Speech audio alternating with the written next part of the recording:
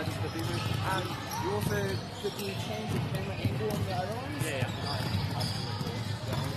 I might need to remind.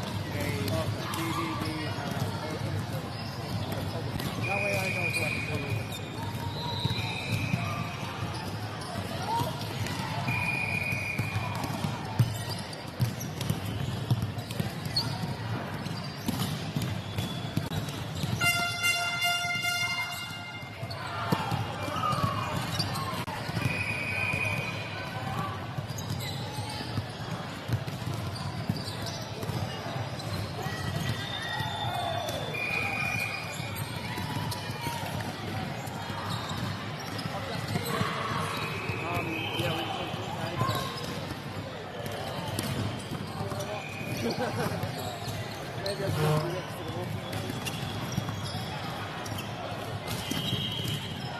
Is it only that one that's just all the time? Port 10, that's not. No, for the sport. Oh, yeah, I think so.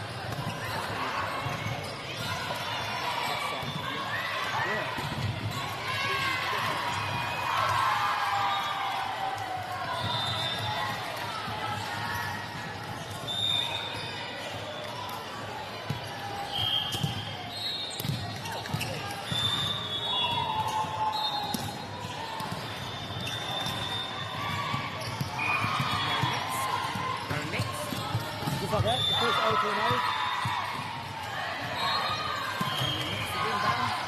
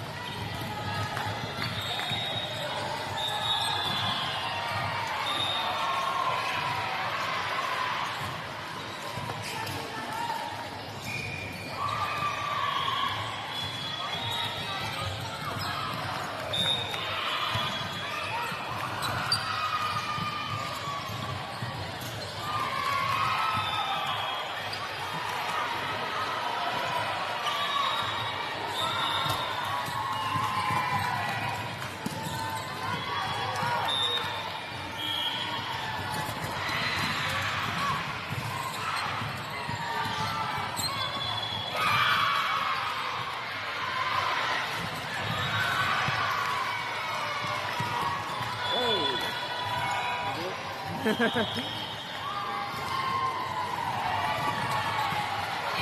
court 11, eh? Yeah.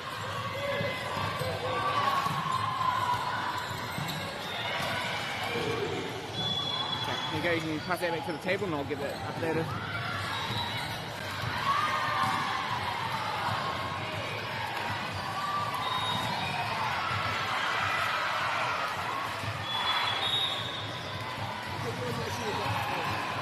Yeah, we've just updated it. Thank you.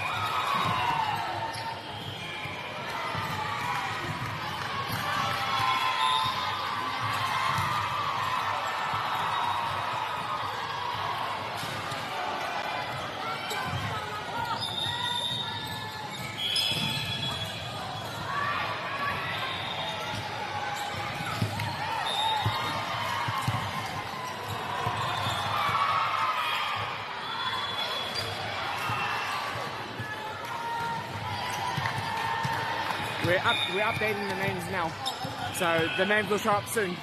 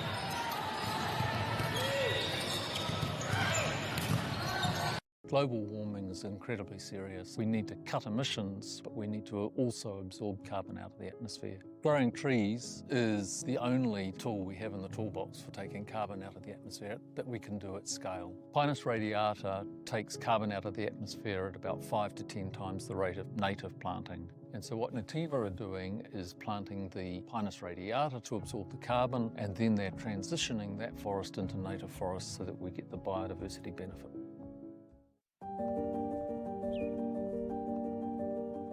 Ko tai tēnei ki te kotahi rau tau I ngā e nei. I raro I ngā waiwai o ngā tikanga Pākehā. E tahi o tātou te mariki kei kona e noho tūpuhia I roto I tēnei aho te Māorita.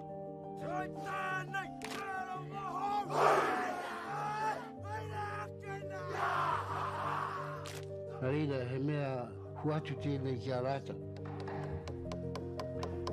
Hei kura, hei tiki mō rātou, hei whaia kei ngā kahura.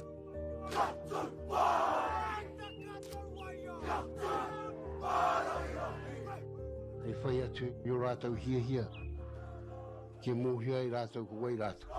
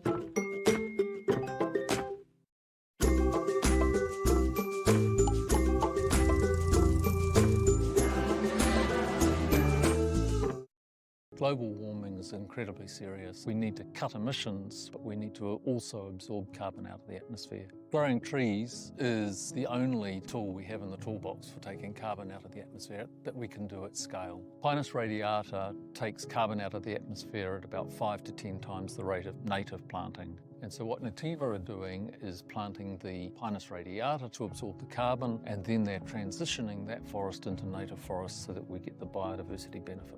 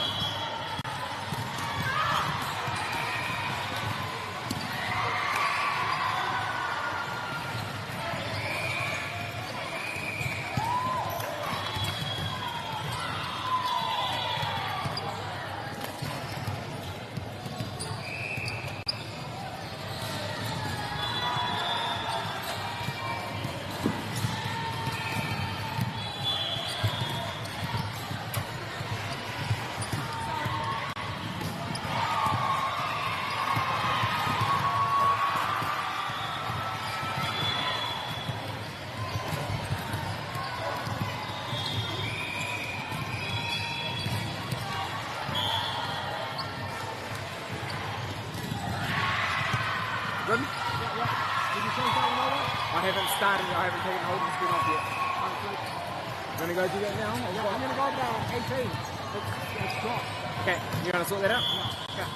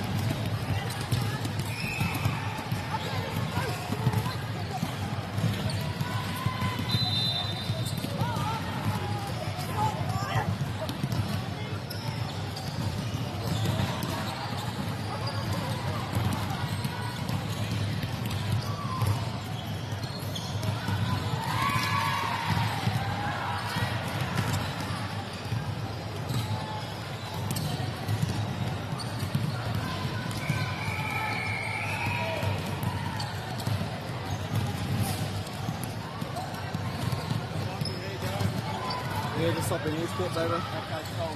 Just swapping them over. What's that? The names. No, the games. Where's the pain point, mate? Like, have you got enough to support you now? Are you going to, because I see everyone's changing, you're going to be able to do all the team names? Yeah, well, I mean, there's only one ladder for here anyway, so. I'm going to go get another ladder now. Yeah.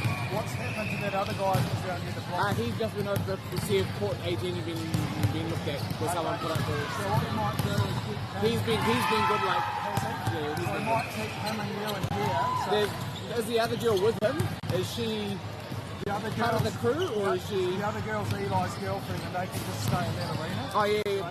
So Eli's girl was doing it, but is the other guy that wasn't here? Because he's got a girl with him following him around today. Is she just like following around, just hanging out with him? I don't know. Yeah, but she's not part of the. I wasn't sure if she was like. Eli's got a girlfriend. Yeah. I get her name, and she's working with us. Yeah. And she's working over with Eli. Yeah. So I'll go and get another.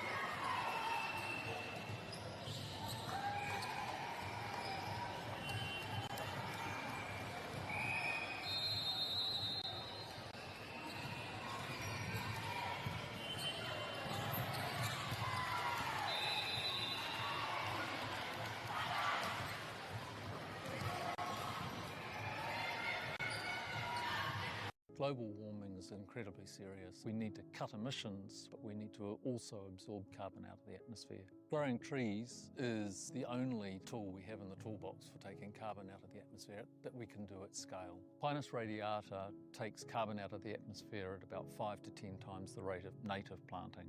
And so what Nativa are doing is planting the Pinus radiata to absorb the carbon, and then they're transitioning that forest into native forest so that we get the biodiversity benefit.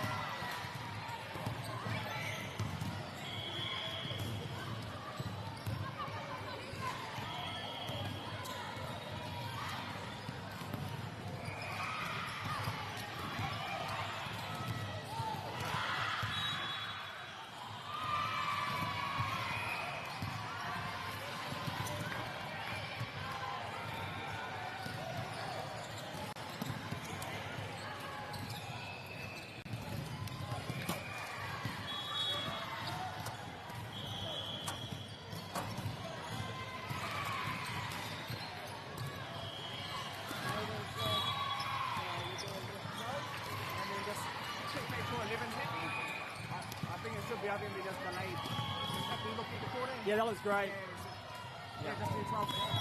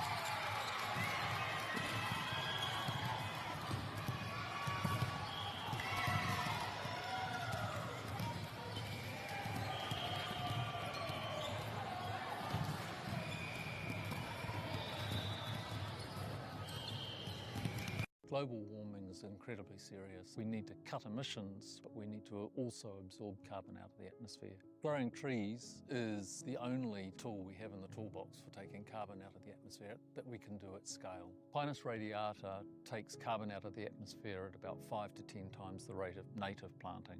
And so what Nativa are doing is planting the Pinus radiata to absorb the carbon, and then they're transitioning that forest into native forest so that we get the biodiversity benefit.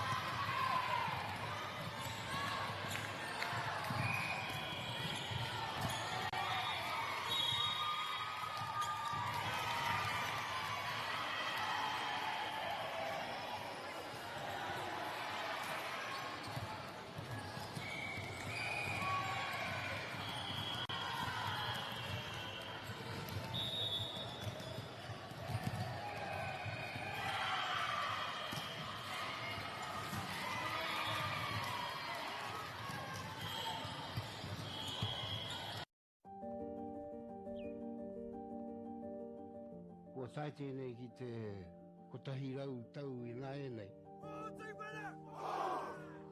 I raro I ngā waiwai o ngā tikanga Pākehā. E tahi o tātou te marike kei kona e noho tūpuhia I roto I tēnei aho te Māorita.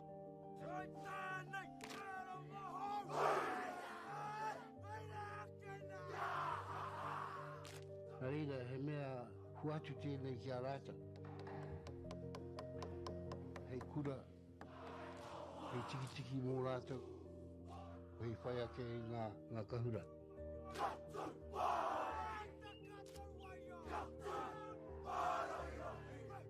Hei whai atu I o rātou hia, ke mōhia I rātou ko wai rātou.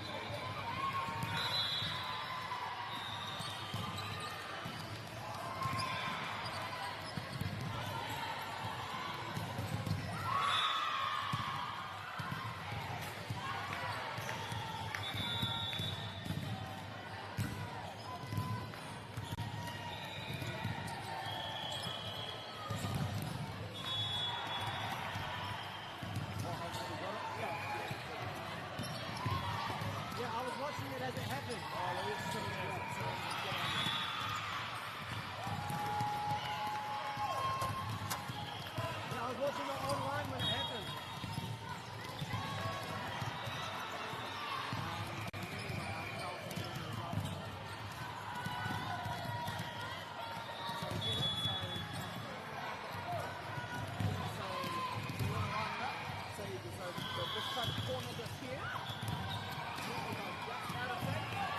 Yeah.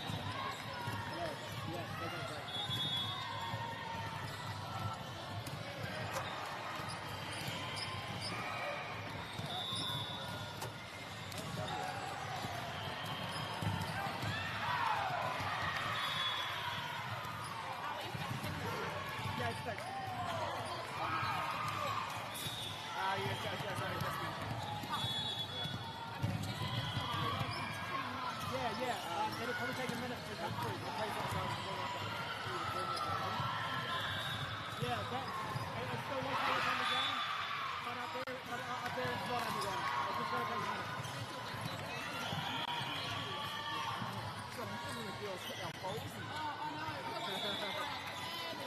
Yeah, I was watching the live stream when it happened, so yeah.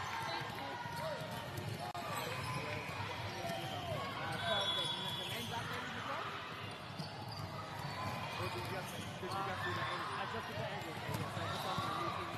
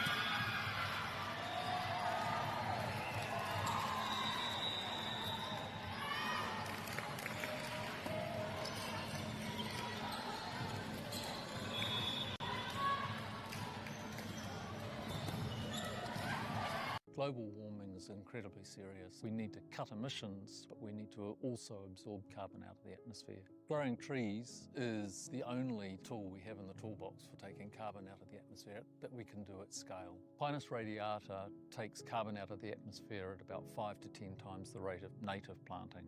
And so what Nativa are doing is planting the Pinus radiata to absorb the carbon, and then they're transitioning that forest into native forest so that we get the biodiversity benefit.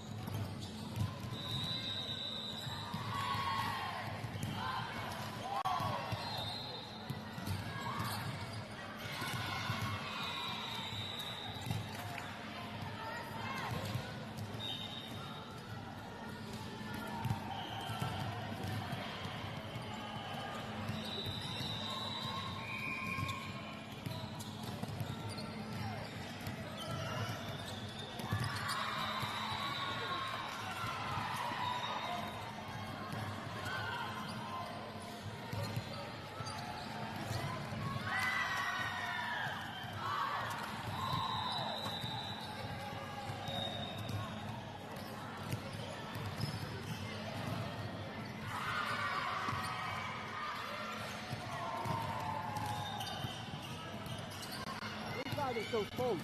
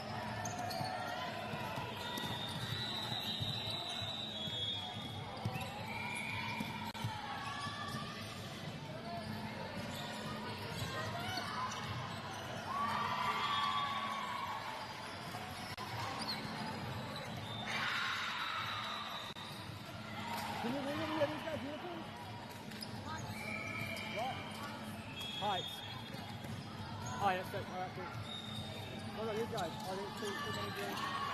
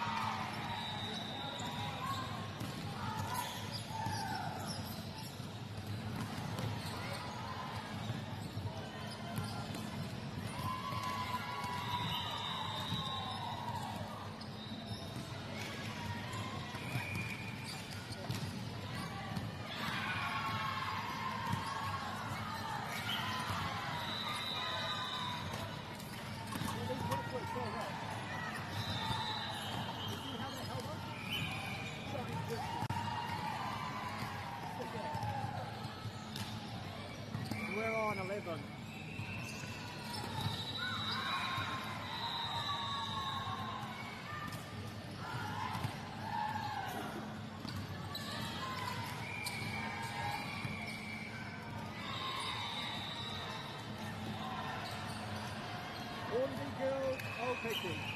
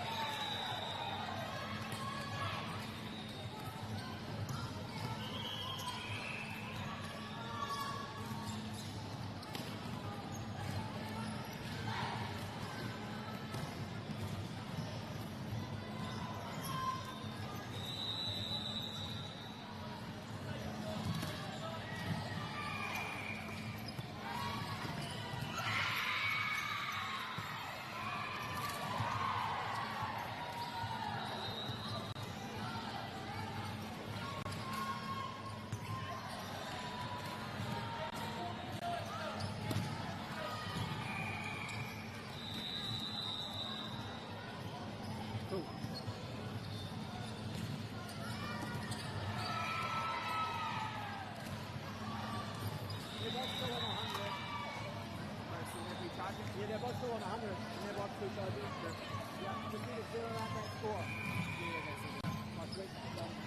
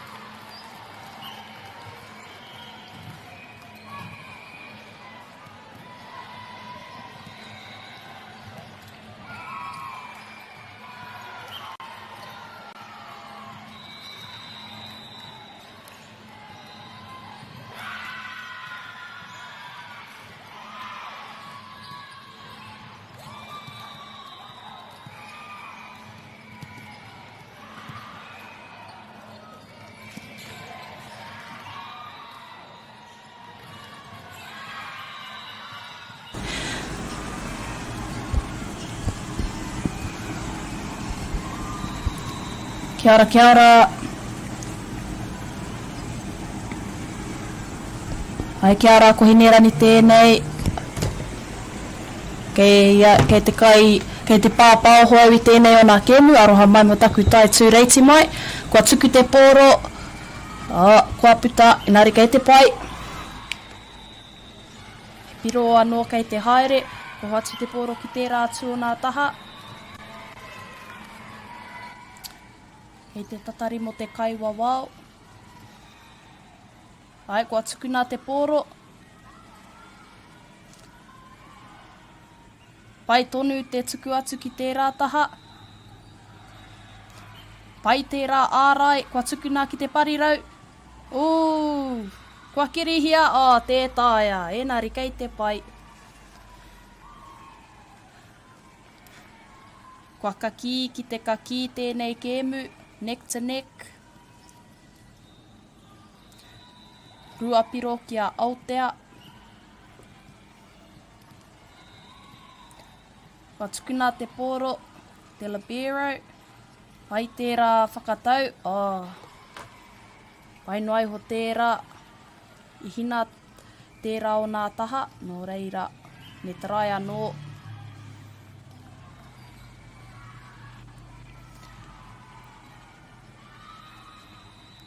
I puta atu tērā o nā tuku.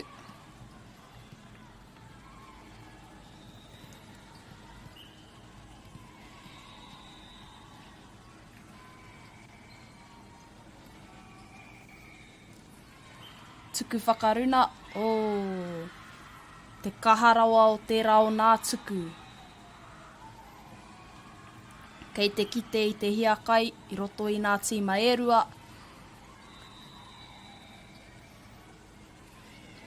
Kua tukuna anō.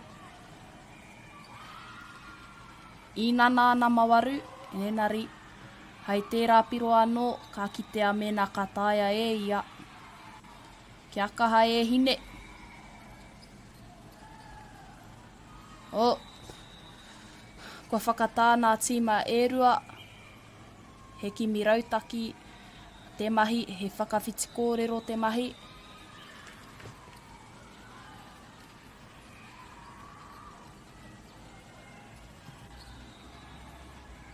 Nō reira, ko nā piro whitu ki te kaumātahi, ki a Aotea, ki te kāreti o Aotea, Aotea College. O reira, e toru piro ki runa.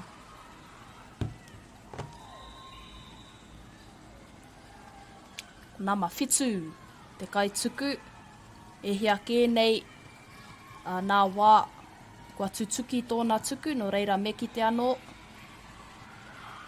Anō nei. Maha o nā witipiki i tēnei ata.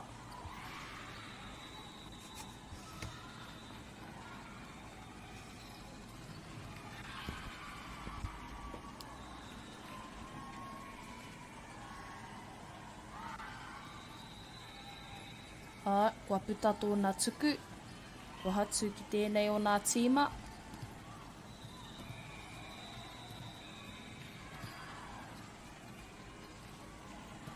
Nā marua, kua tukuna te pōro.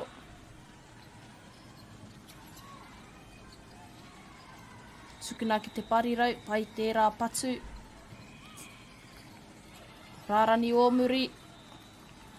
I puta atu te pōro. Kei a nā marua, te tuku anō.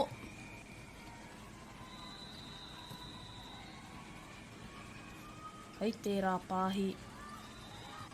I riro i a te parirau, te whakatau.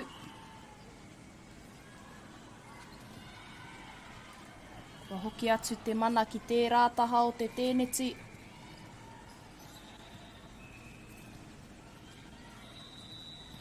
Ai tērā maka mai i te nama waru. I puta te pōro i tērā patu.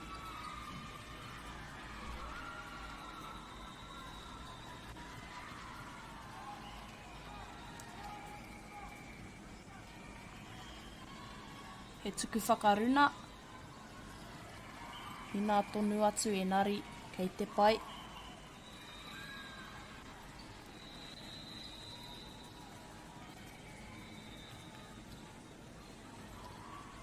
Hei tērā tuku mai a nama 17. Te taia te ārai. Wariro ia Aotea College te piro.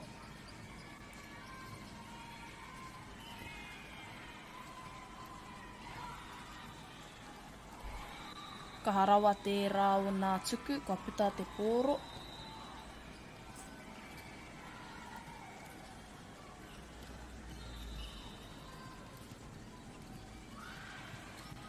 Nana tō rātou tiaki i te pōro.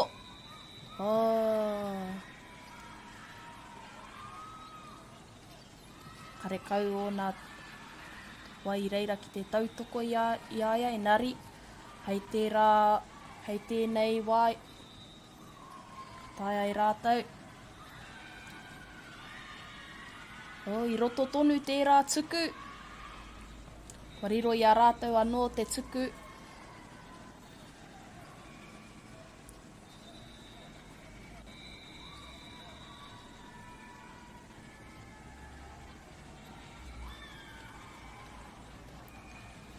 Kare tōnā tuku i tai atu i te tēneti.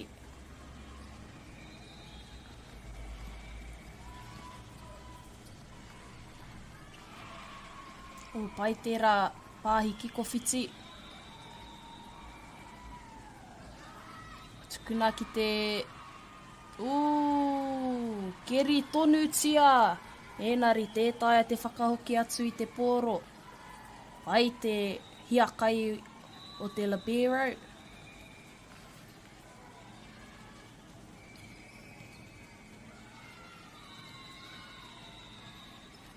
Pāhi pai.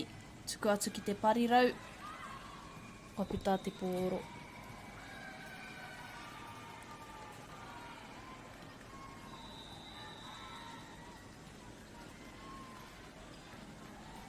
Nama waru me te tuku. Tukuna ki waina nui. Nui rawa pēr te ārai o Namarua.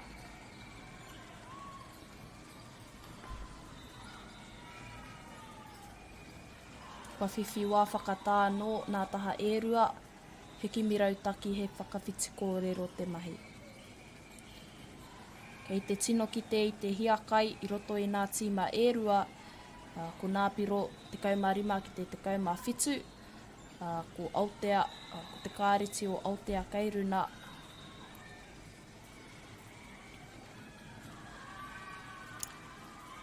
Ākua nei tātou ka ki te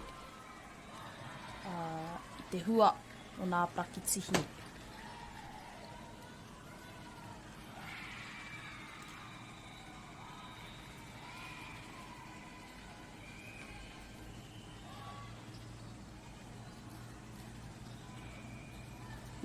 Rautaki pai tērā. Pai tērā nama waru. Patua te pōro. Kaharawa.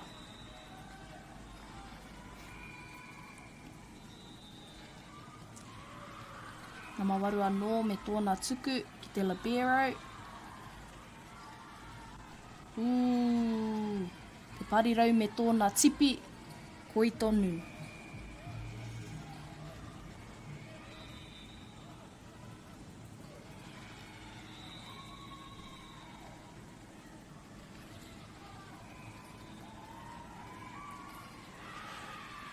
Eisa. Nā marima me tōna tuku tōtika ki te papakōti o tēnei taha. I riro i aia te piro.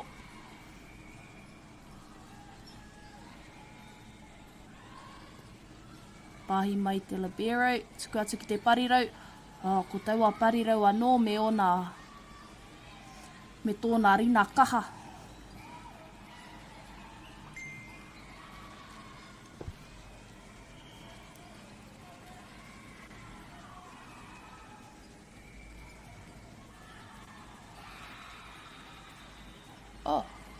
Roha mai ko te college ki tērā taha.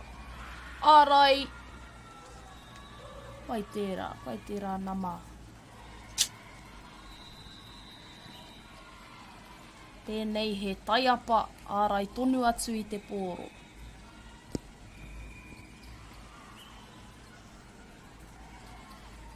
Pahi, tuku atu ki tērā parirau anō. I rukutia e te pai o muri. Ka harawa tōna patu.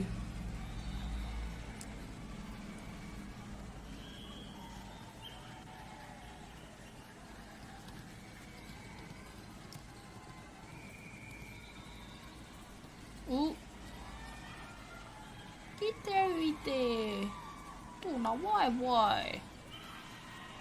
Ari, ki te pai.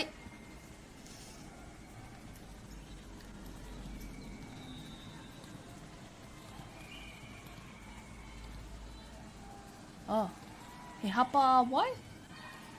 Ki te au i tērā. Te pākua ki te hoki e te kaiwa wao. Tō tika ki te neti, nari. Hei aha.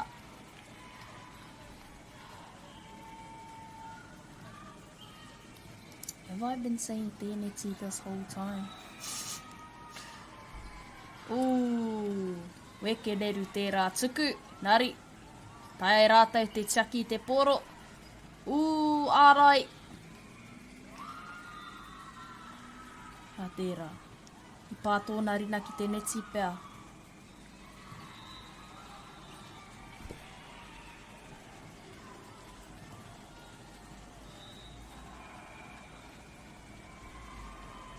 Nā piro, te kaumawaru ki te rua te kaumatoru ki a Aotea College. Rawe tērā maka. Ko taua parirau anō. Hau keri hia, te pōro. Kei a namarua te tuku.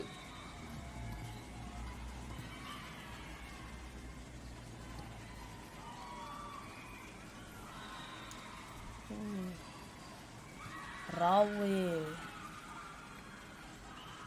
Mā katoa tērā o nā purei.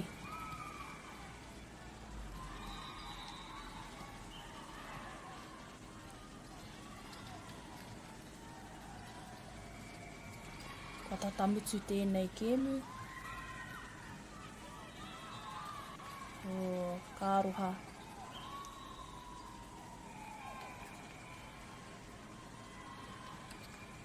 Me nana tēnei taha ki te whakapiki o rātau piro. Kia kore ai rātau e hina. Rawe tērā maka, tērā whakatau.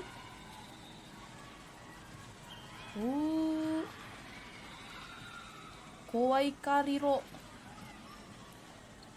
Whakatau pai ki tēnei o nā parirau. Tōtika ki te pai o muri.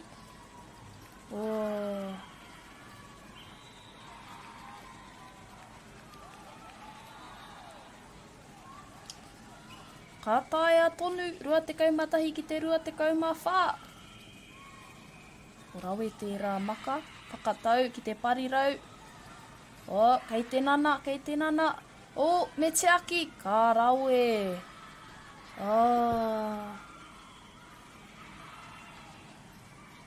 Nō reira kua mutu tēnei wāhana i riro i a Aotea College. Te wāhana tuatahi. Engari, kitea te hiaka i roto i ngā tīma ērua, nō reira koira te mea nui, i nana. Are, tētahi i tuohu, engari i oke tonutia, ahakoa te aha, nō reira ai. Arawe ko tiro mā.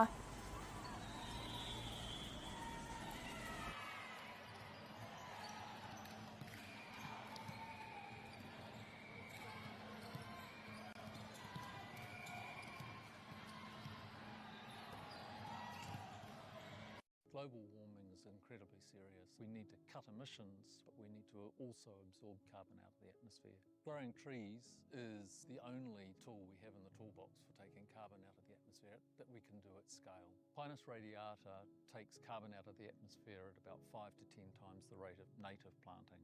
And so what Nativa are doing is planting the Pinus radiata to absorb the carbon, and then they're transitioning that forest into native forest so that we get the biodiversity benefit.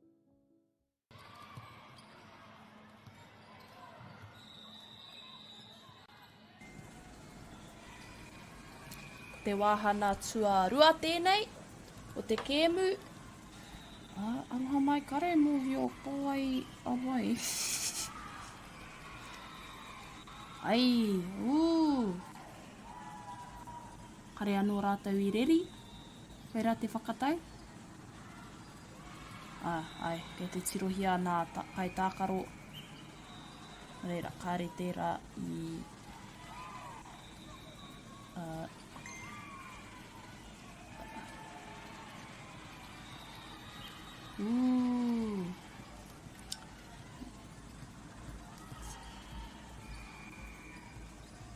Tukuna ki te nama whā, tōtika ki te pai muri.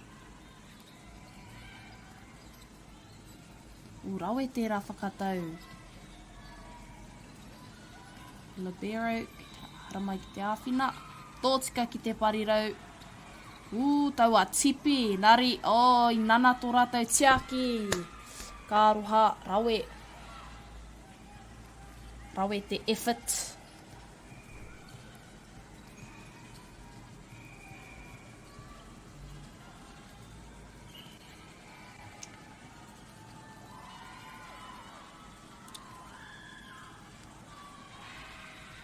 O waina nui, tukuna te pōro, whakamuri. Haere tōtika ki waina nui, hoki atu ki te libero. Rawe tērā whakatau, ki te ia I te āputa kātahi. Ka patu te pōro ki tērā wāhi I wā te ai. Tētaia te aha.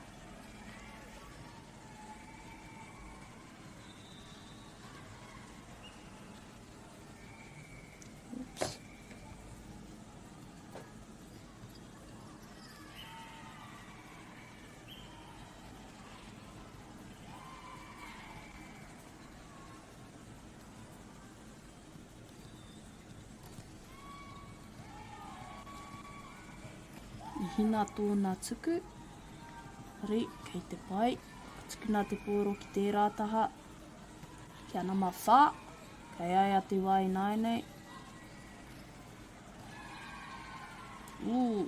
Tuku pik. Tukuna. Nama whetu. Tōna rina kaha. Tētaia te āra I āia. Hoki atu te pōro ki ana mawhā.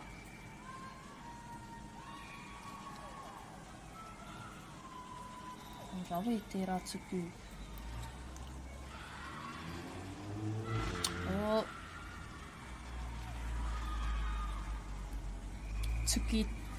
Tuki nā kai tākaro. Kaha koutou.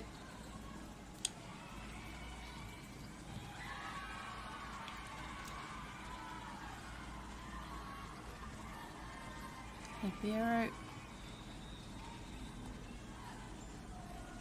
Ai whakatau, rawe.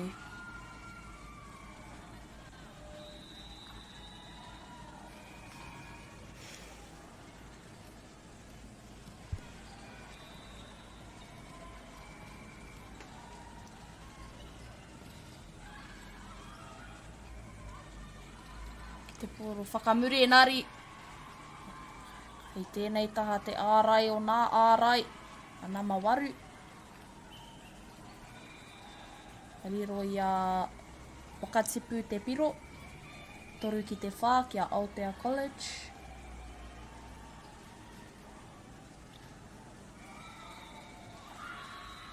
Whakaaroha.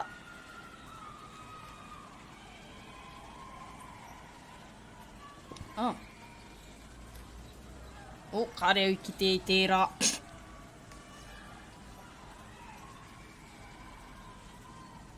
Kei a Aotea te pōro. Rawe tērā maka mai a nama toru. Te nana tō rātou tiaki pai te pōro. Nama waru.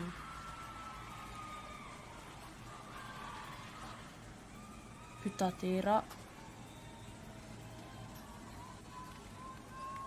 Nā te nui o tōna kaha pea.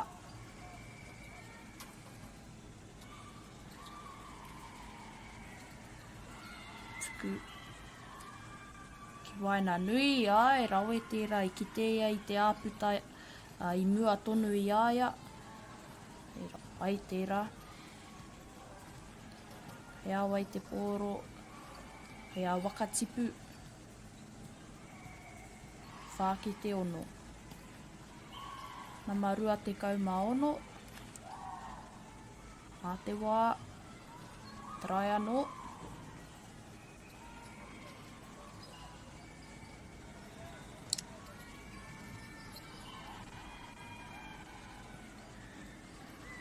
Hari tōtika ki ana matoru.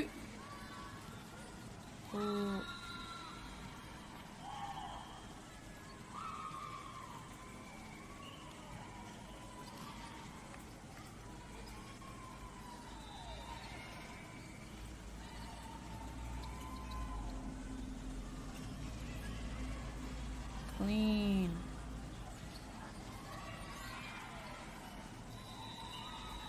Ārai, mai ana mawaru. Ka hoki atu ki tērā taha. Kei runa tonu te pōro, ka pai. Tipi mai te kai whakatau. Kaere ki te parirau. Ai, kua puta. Nā mawhitu tērā.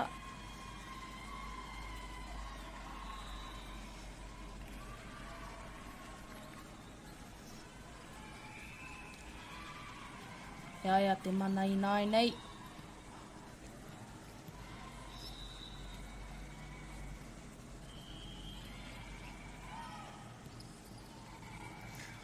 Rahi rawa nā witipiki i tēnei a tainari, kei te pai.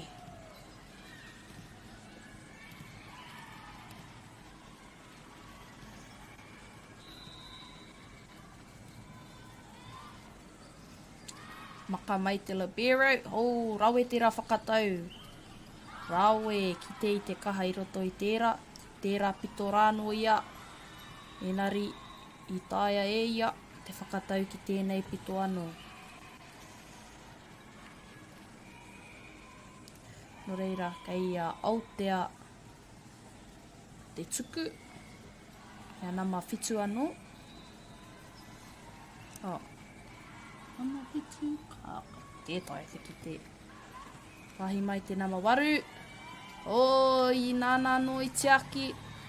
Whakatau ki te libero. Kei te nana tō rātou tiaki i te pōro. Ārai. Nana tō rātou ārai engari. Kāre taia te aha. Kei a wakatipu te pōro i nānei, te poi.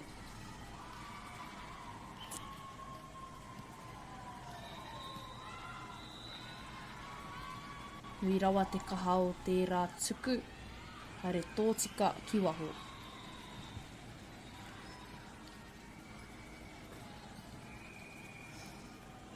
Te tatari mo tōna tuku. Kei te kite i te miro.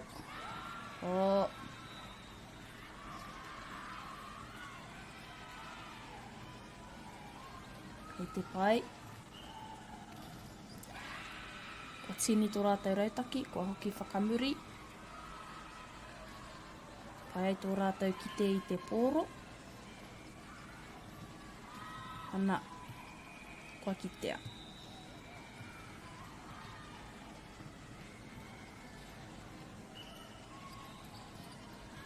Kei a wakatipu te poi nānei.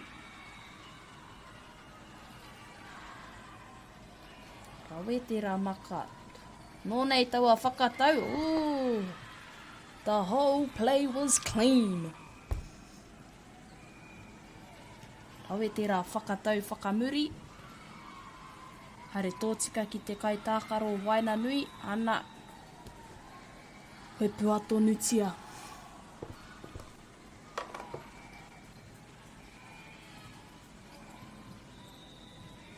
Tōtika ki te... ārai. Ārai pai tērā i tutuki tōna ārai.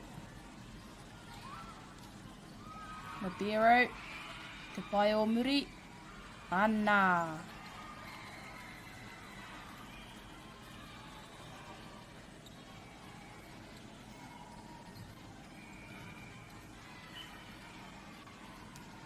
Piro kia wakatipu, waru ki te 13. Ko Aotea College kei runa. Engari, te wā ka kite. Puta tōna tuku. E ana mawhā.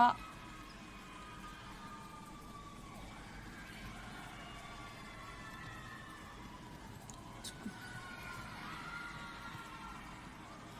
Inana, koera te mea nui, inana na matoru. Ka harawa te rina o nama whā pea.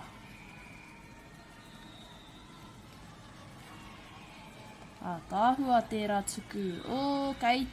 Inana, inana.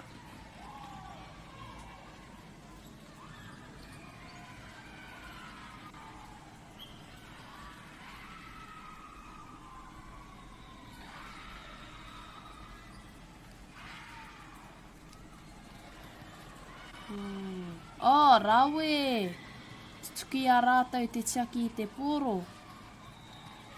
Engari. Wai tērā, nama te kaitākaro waina nui ki te ina āputa. O nā kanohi ho miro e ki te ana i te kōti. Tōtika ki te libero. Ai, ko haumaru, ko haumaru.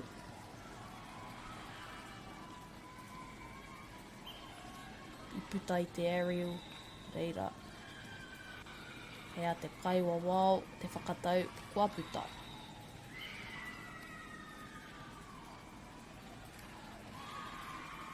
Ka tonu tērā tuku. Riro iaia te piro.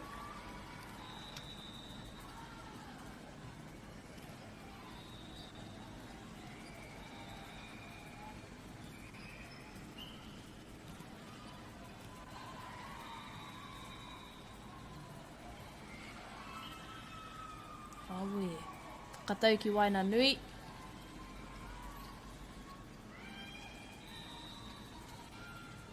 Kei te kite i te pūnaha tautoko o nā tima erua. Ka hana no rātou te tautoko i a rātou anō.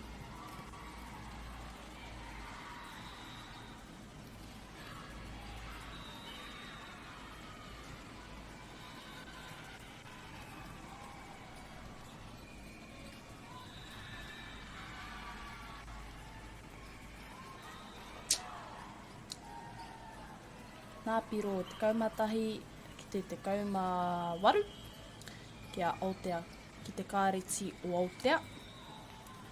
So, there's still a chance.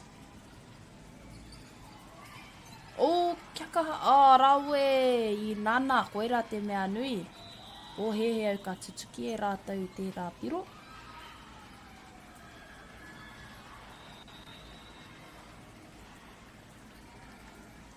He Aotea College te poi.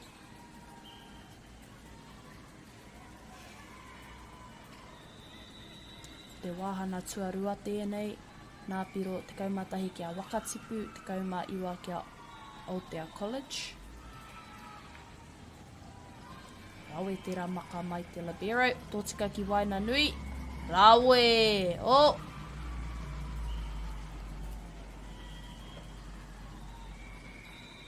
Rawe tērā purei.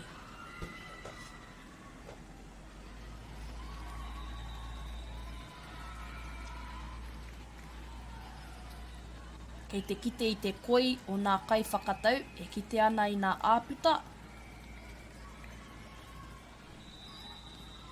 Tuku mai a nama iwa. O, rawe, rawe! Hea tērā, hea tērā. Tips.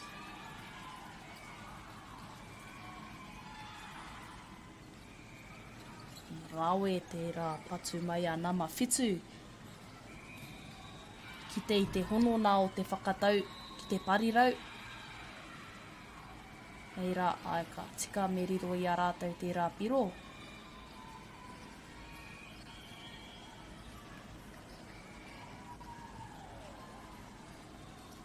Ai.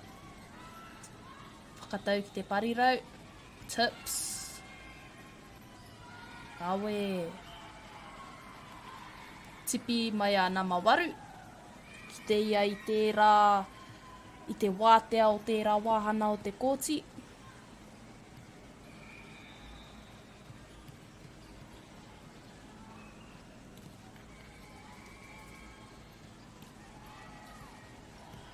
Eisa, mai a nama waru.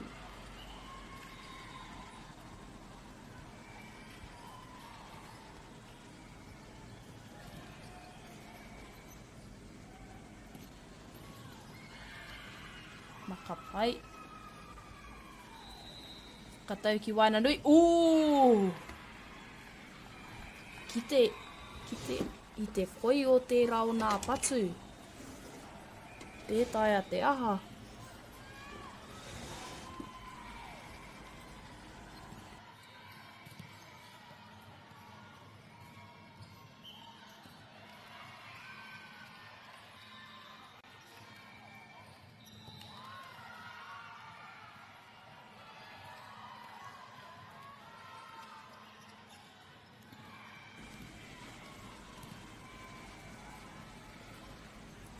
Hea waka tipu te pōro, ka tukuna. Hea tāhua hoki o nā maka. Maka mai te libero, ki te Wainanui. Ana.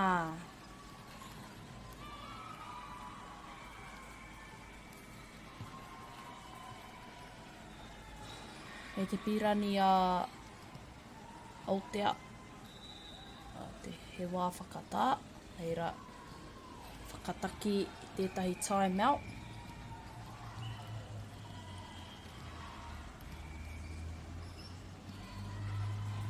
Ko nā piro te kaumawhitu ki a Wakatipu High School, rua te kau ki a Aotea College, no reira, nō nei, ka ki ki te kaki.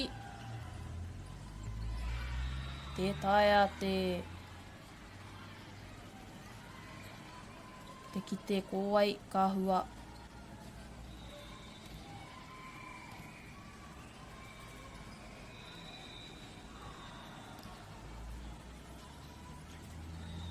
Whakatau ki Wainanui. A kauri mai tētahi pōro, no reira me tīmata anō.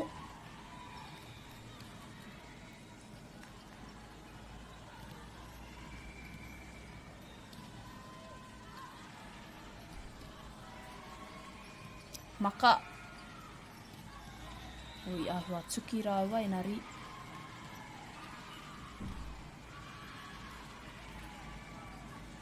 Putātai wā patu. Pea nama te kaumātahi. Te tuku i nai nei. E whāpiro e toi ana ki a Aotea College. I roto tonu. Surely ia ai ki te au i tērā. Oh. Hea i hētā rātou, wā rātou tūrana, no reira i riro i a Wakatipu te pōi. Ai, koira te āhua nei.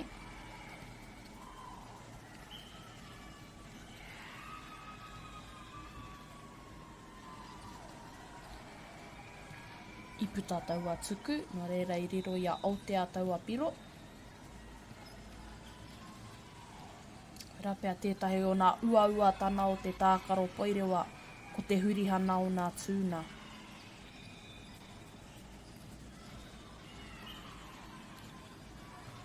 Rawe! Kāroha, kārei tutuki taua tuku.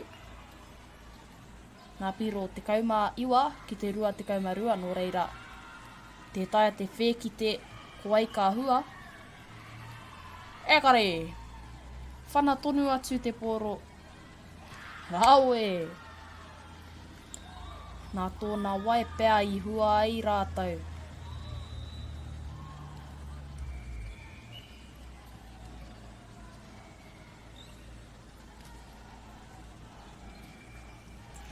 E rua piro kei te toi. Ki te taha o Aotea.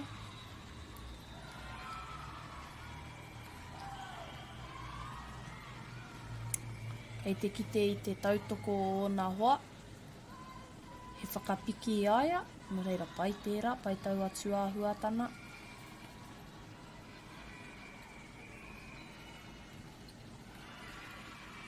Kei runa tonu te pōro. Pai whakamuri. Aroha mai, pai o muri.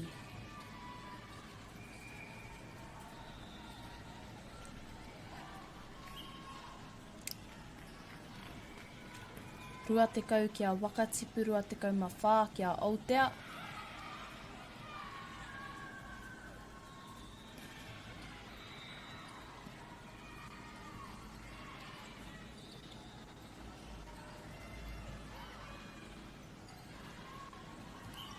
Wainanui, Rawe! I reiti tōna peke, engari I taia tonu e ia te patu I te pōro. Kia kaha ko tiro mā, kia runa tonu koutou.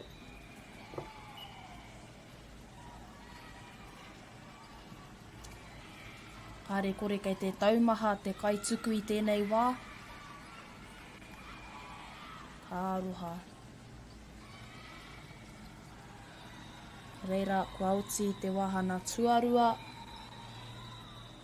Kuna piro, rua te kaumatahi kia Wakatipu, rua te kaumarima kia Aotea. Ko rātou anō kairuna I tēnei wā.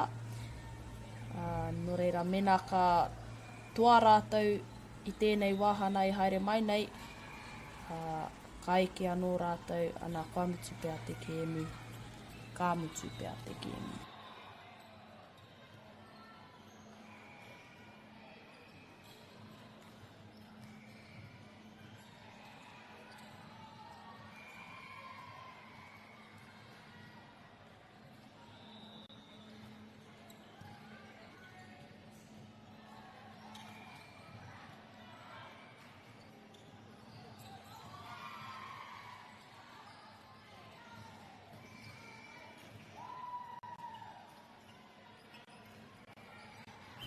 Roa mai, me reo rua hau. Au English too.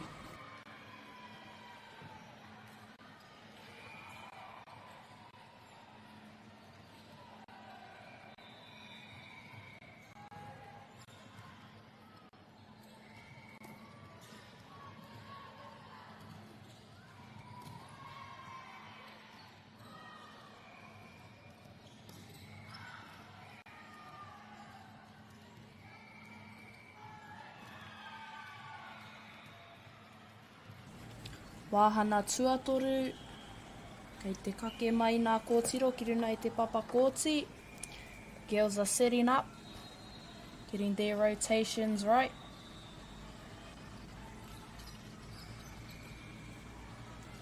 Ka reo ruau I tēnei o nā wāhana. Ware au. Okay, who's who? High serve from that side, straight to the outside. Lovely pass from the back line. Haere tōtika ki a nama iwa, ki te parirau. Ooh. Awesome effort.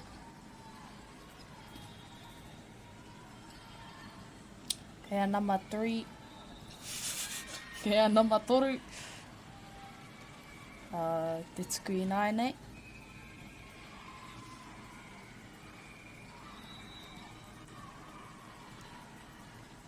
Hari ki te pai o muri.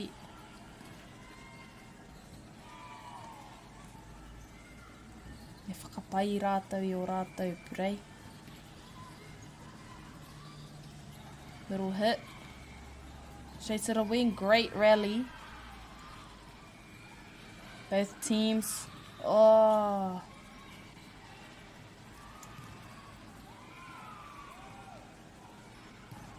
Ki te I nana nā taha e rua. Both teams were giving in good effort for that.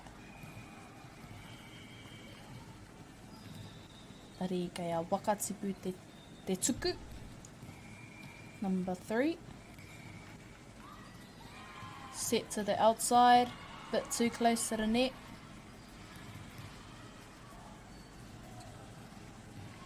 So you can see here, Wakatipu is leading with 3 points. Aotea College is up by 2 sets.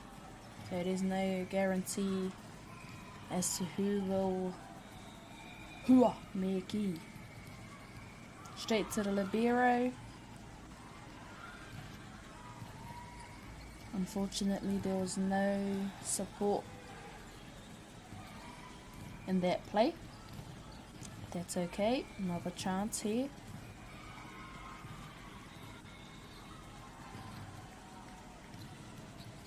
Great communication from the libero. They're too fast.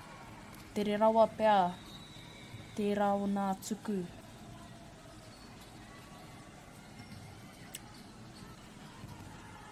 Rima piro. They're up 5 points. Same server.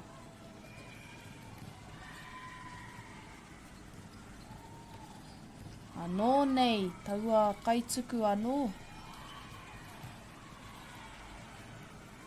Can see the consistency in her serves.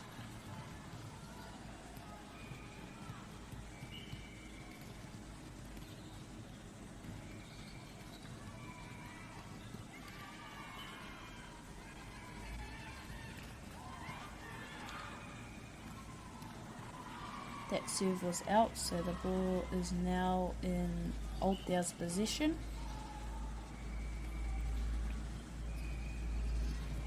Jump serve.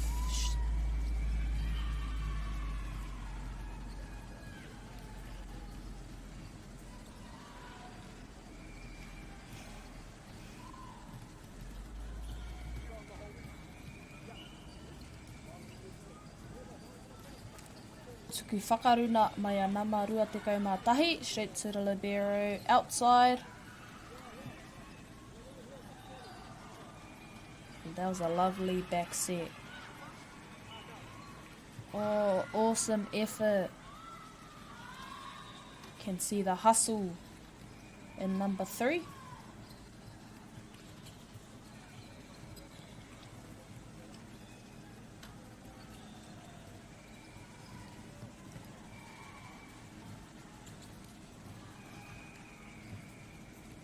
Aotea's ball.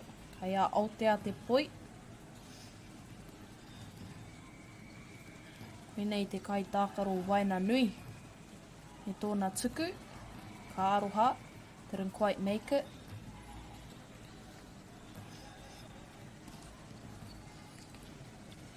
Ka hoki mai te mana ki a Wakatipu.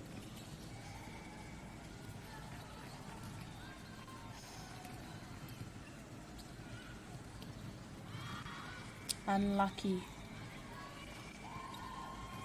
The serve was unsuccessful, however. There's our next time. Oh, I lied. Awesome serve.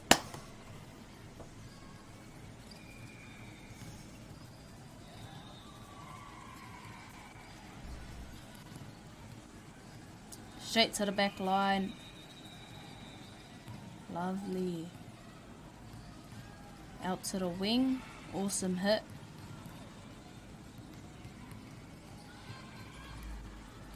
Quick set. Lovely. Quick set from the setter straight to the middle. They got that point. Ko nā piro iwa ki a Wakatipu urua ki a Aotea. Kei runa a Wakatipu I tēnei wā. Kei ā rātou hoki te poi. Tōtika ki te parirau. Ui teitei tana patu I te poro.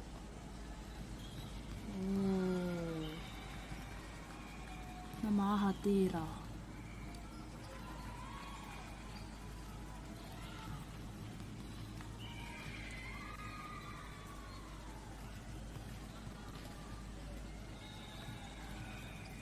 Flat serve. Unlucky, it was out.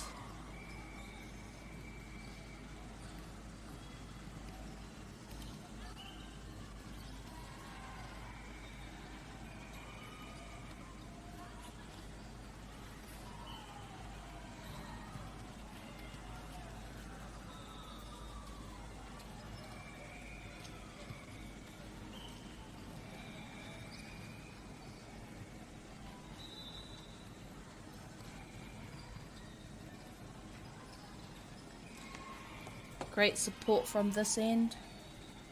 Lovely set. Just that timing, but all good. To the outside. Ipu tātou wā poi.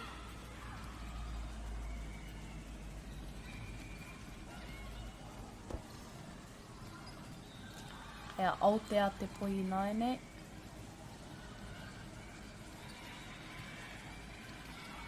Tōtika ki te libero. Hei hea tōna pūnaha tautoko. Whakatau ki te parirau. Ana. Taua parirau anō.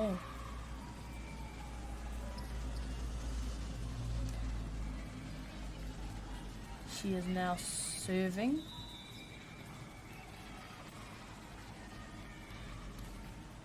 Oh yeah, that was a nice and flat serve. Straight to the middle. Great support from this side.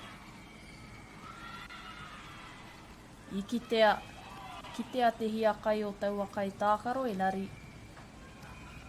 te tāia.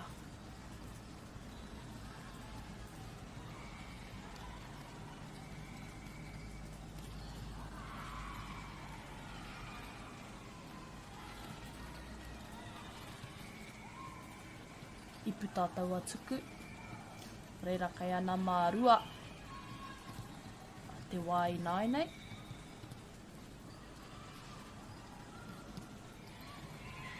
Taua libero me ana maka.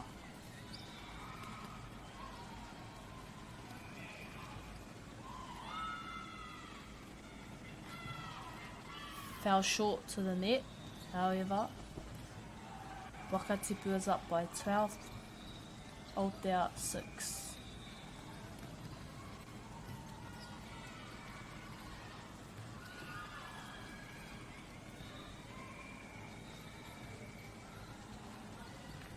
Unsuccessful serve from that side, however. And come back again.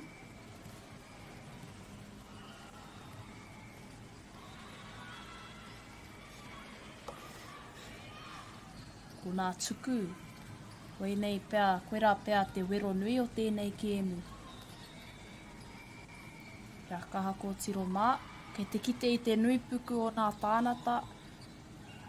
Kei tēnei o nā hōro. Kua hurihi ana, kua panoni nā kai tākaro. Ea Aotea te tuku i tēnei wā. Kua tuku whakaruna, tēnei taha, whakatau. Kia ai rawe.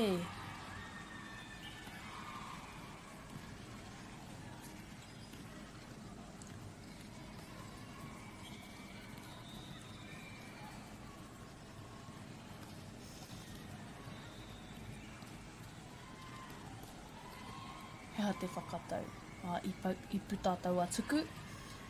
Ari, kei te pai.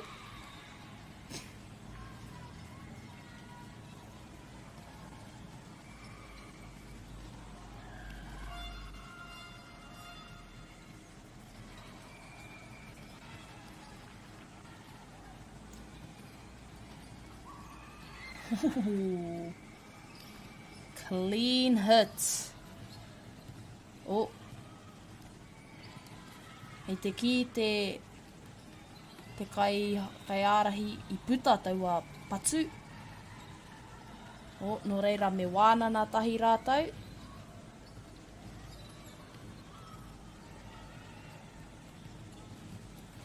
Oh, hea, kua mutu. Bruh. Te ahua nei, kua mutu te kēmu. Harawe kōtiro mai. Tino ki te i te hiaka i roto i tēnā o nā kai tākaro. So great effort, great hustle in both teams and each player. Good game.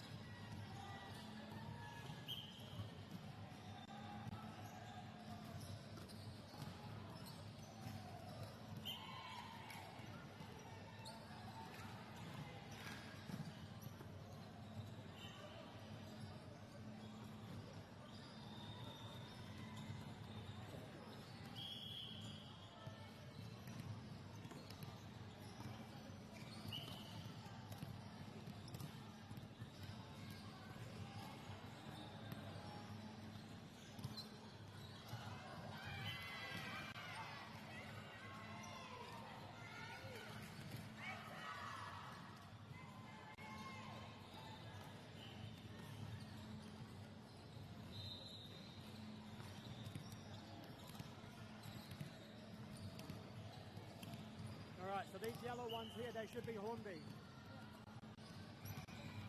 I've been to hornbeam. It's quite good.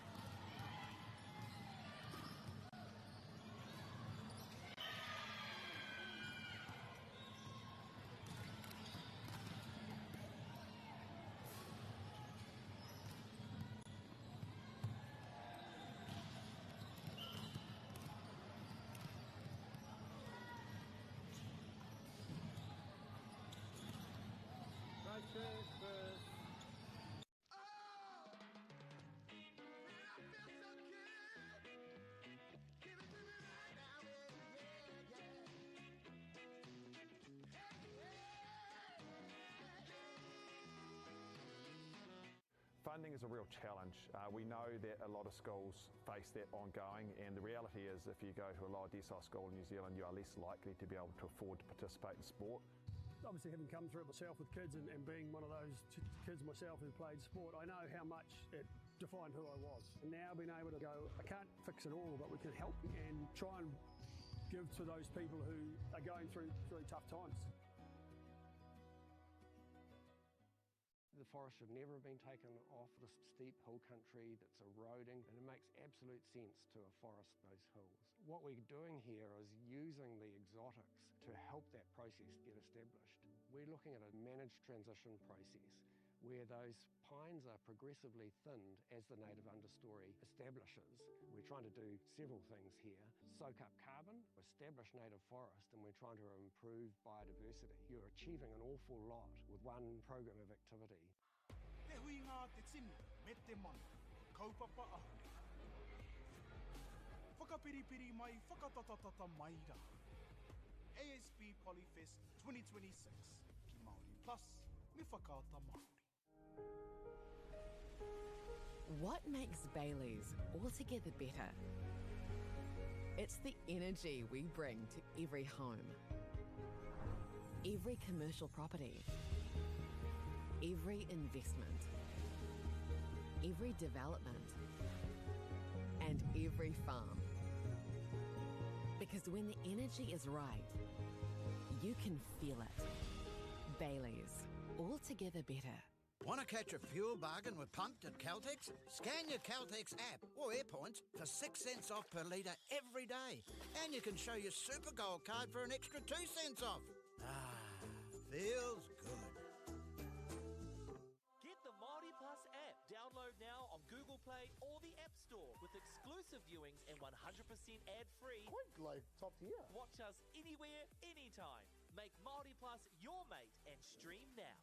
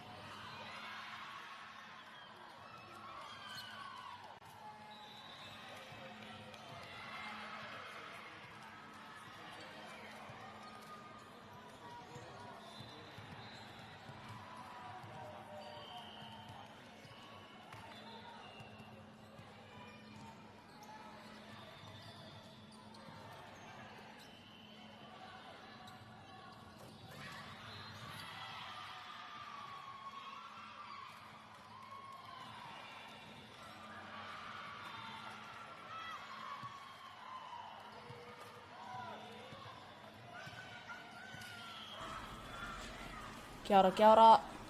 Ko te wahana tuarua tēnei. 14-13 to Aotea College. It's 1 point short. Oh, massive dig. Nice save. Hei, tērā whakatau, whakamuri, te nama waru.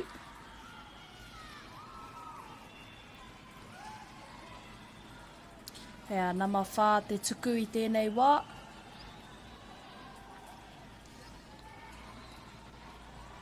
Rāwe tērā tuku tōtika ki te libero.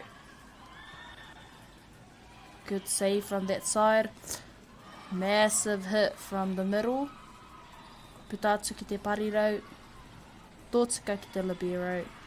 Whakatau ki te pai o muri. Oh. Good commitment from the girls.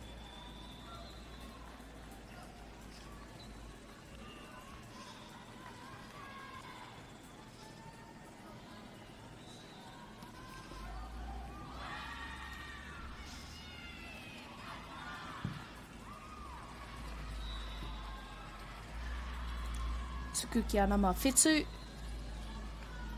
Ki te parirau. O rāwe. O te ārai tērā. Iaukati te pōro. Ki te ia i taua āputa. I Wainanui te kōti. Koia tonu.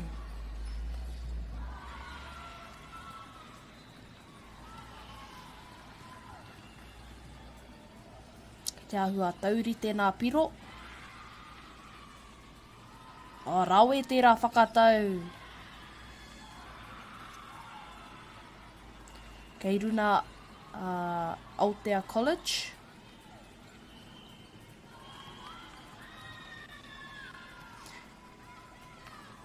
Ko te ahua nei, koia kei a rātou te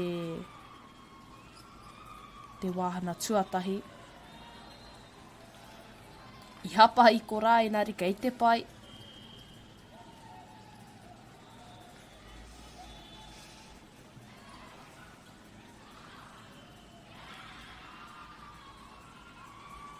Tōtika ki te libero o tēnei taha.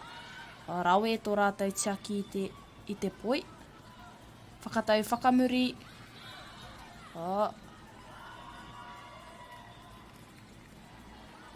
Te ahua nei i tū ia ki runa i te raina.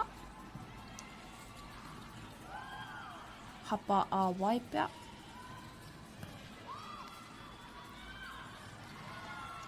Rawe tērā maka. Whakatau ki waho atu. Engari tētāia. Kei te tauri tēnā piro i nainei. Te kaumā whitu ki te kaumā whitu.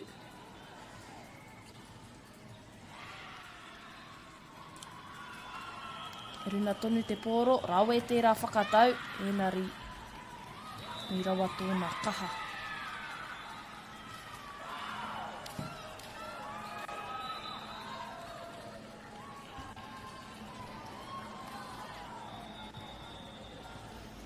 Ke te wānana tahi nā kaiwa wāo.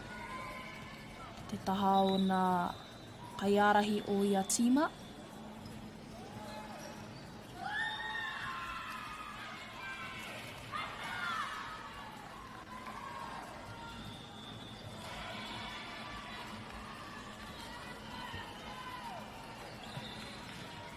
Tuku te pōro ki te libero. Whakatau ki te parirau. Engari, te ārai tērā iaukati iaia.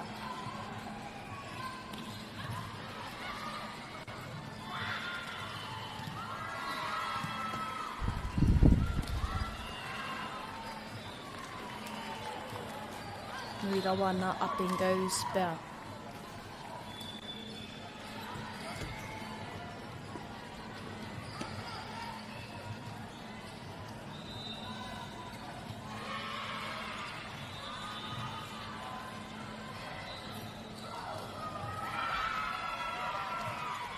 Rawe nā maka o te libero.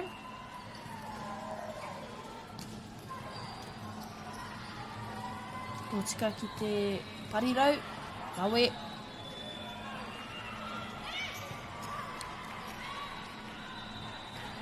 Ki waina nui. Ball still up. Great rally. Oh, keri keri. Rawe. Oh, a bit of miscommunication there. Kua taurite anō nā piro. 19 all. Great effort from both teams.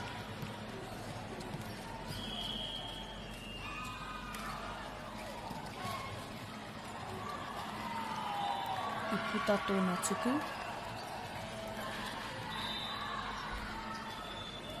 Rua tekau ki te tekau mā iwa kia Aquinas.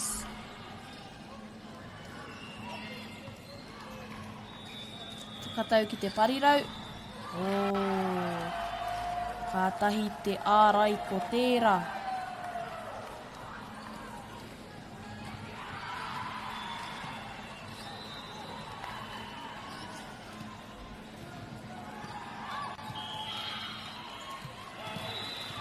That serve went out.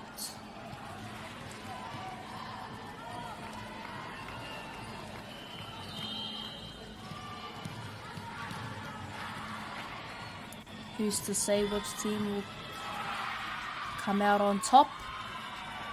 Score's quite even. To the middle. Nice. Good hustle. Set to the outside. Fell a bit short. Rawe tērā ārai mai te nama ono.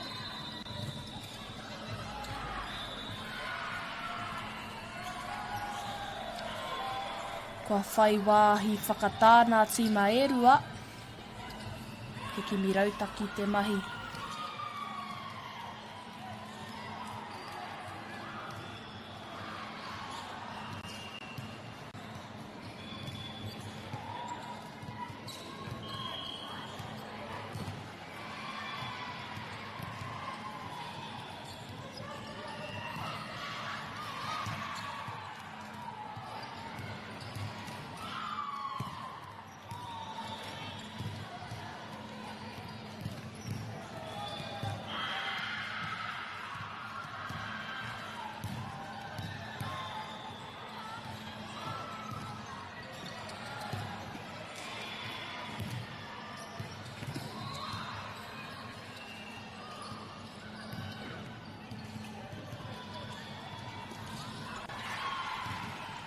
Hana matahi te tuku.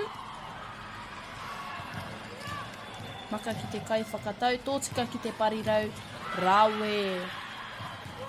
Piro kia Aotea.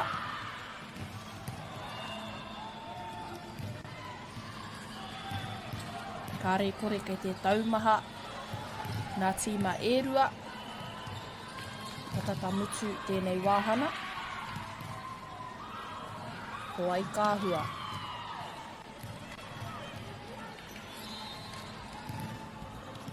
Rawe. Set to the outside. Fell a bit short. Rawe. Kāroha.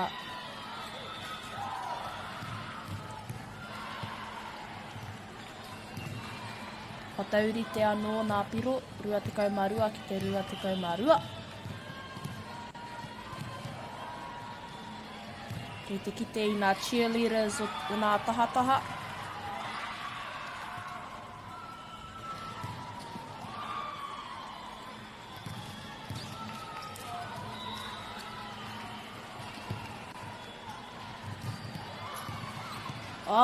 Ka aroha.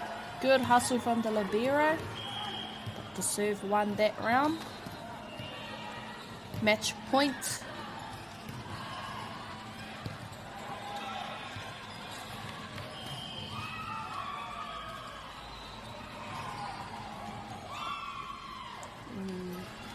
Whakaha. Rawe.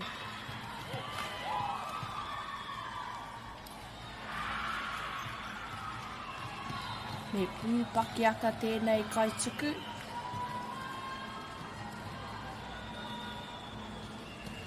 Rāwe. Ki waina nui.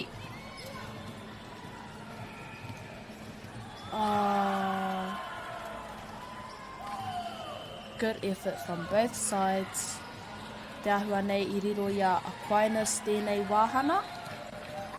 No reira, ka neke atu ki te wāhana tuatoru aku anō.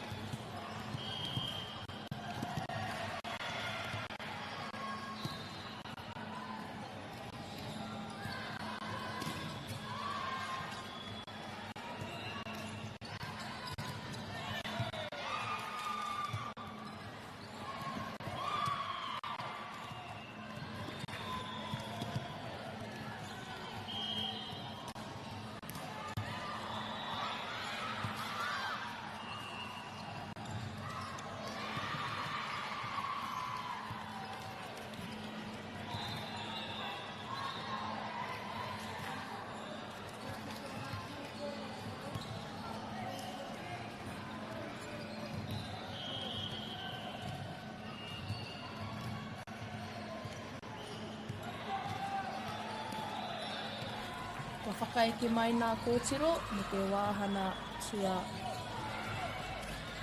toru, tua toru.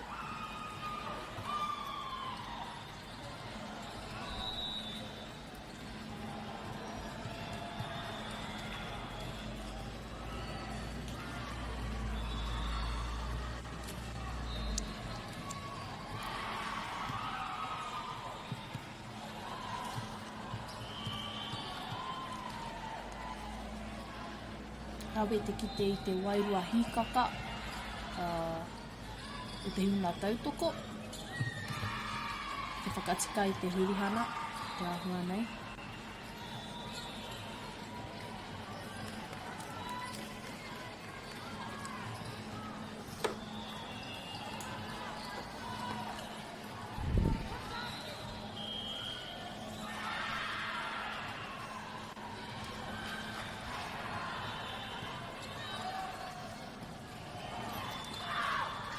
Ka hate rā tuku. Ka tiaki te pōro. Oh! Au keri keri hia ponutia. Great spike from the middle.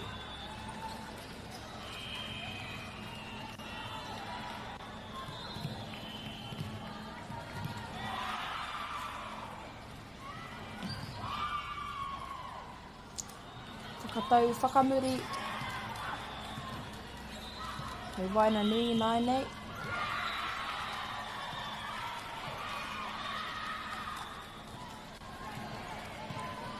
Hare au ki te itaua whakatau.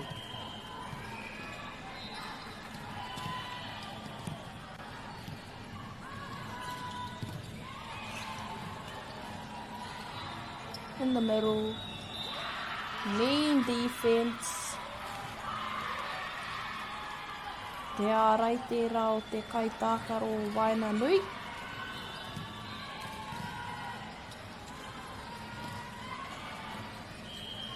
Oh, rawe! Engari, hipa ia I te raina koira te raru. Atiri tērā. Ki te I tōna hia kai koira te mea nui.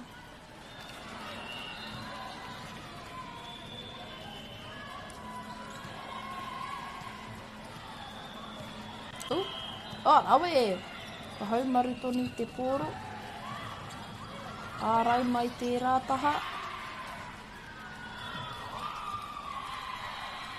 Ekaru. Ka pai. Piro ia Aotea College tērā piro.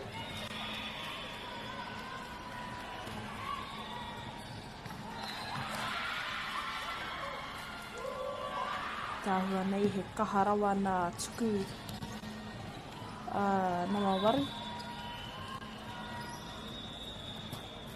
Kei te panoni nā kai tākaro o Aquinas.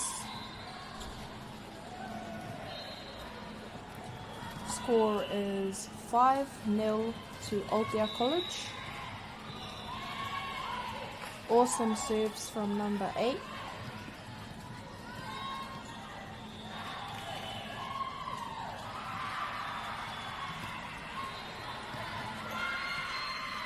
Asa.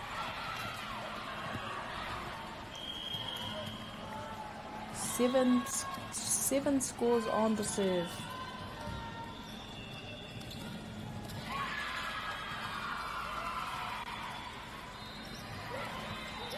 Awesome hit from the middle.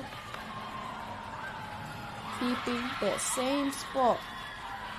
Ki te ia taua āputa anō. Nā ka hua mai he piro. Ki te parihau.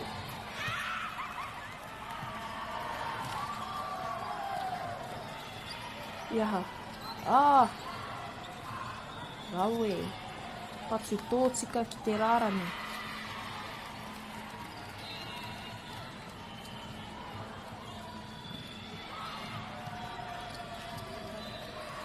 Raue te rā whakatau. Kerihia e te rā taha. Kātahi te ārai ko tērā. Tētaia te aha. Nā piro iwa ki tētahi kia Aotea College.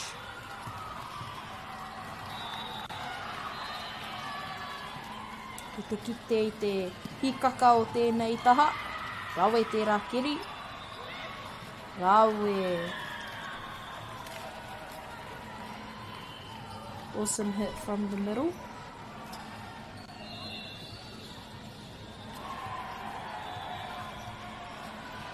Kei Aquinas te poi I mai ane.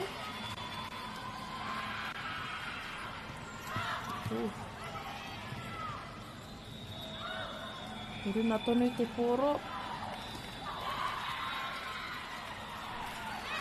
Nā ārai o tēnei taha. Me he taiapa.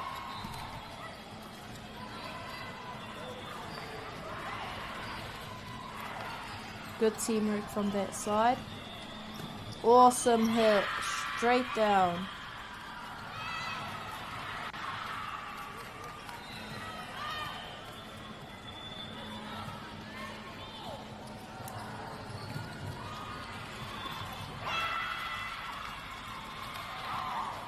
Karoha.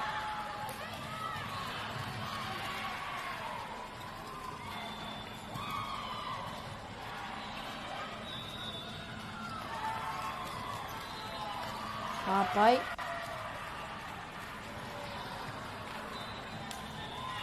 I wepua tōtika ki te rārani, mai riro I a rātau te piro. Wāha.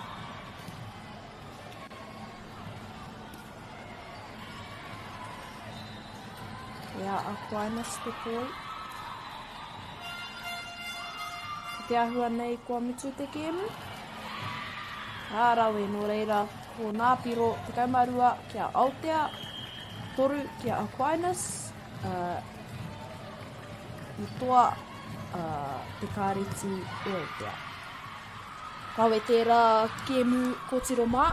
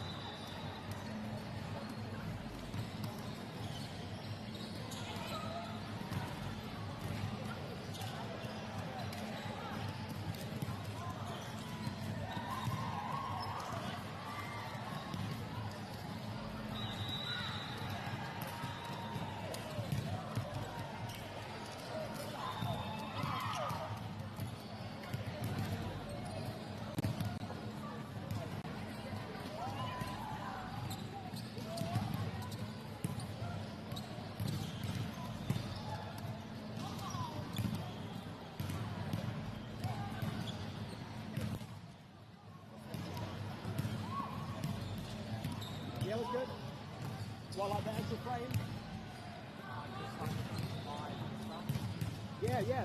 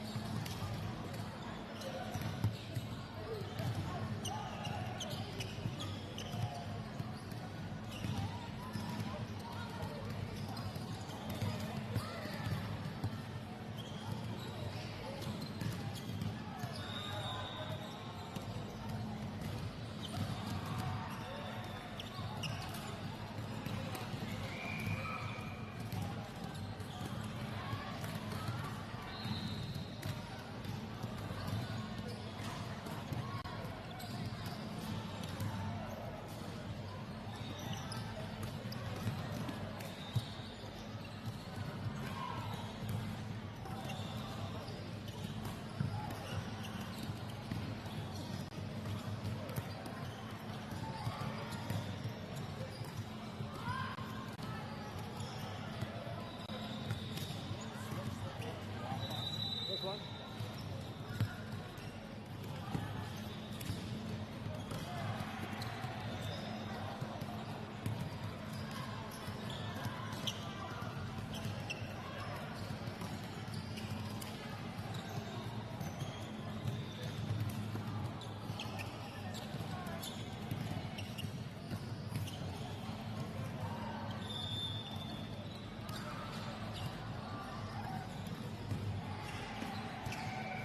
Oh yeah, it changed the Wi-Fi and then it disconnected the... Yeah, yeah, so I'm stuck from the beginning again. Yeah.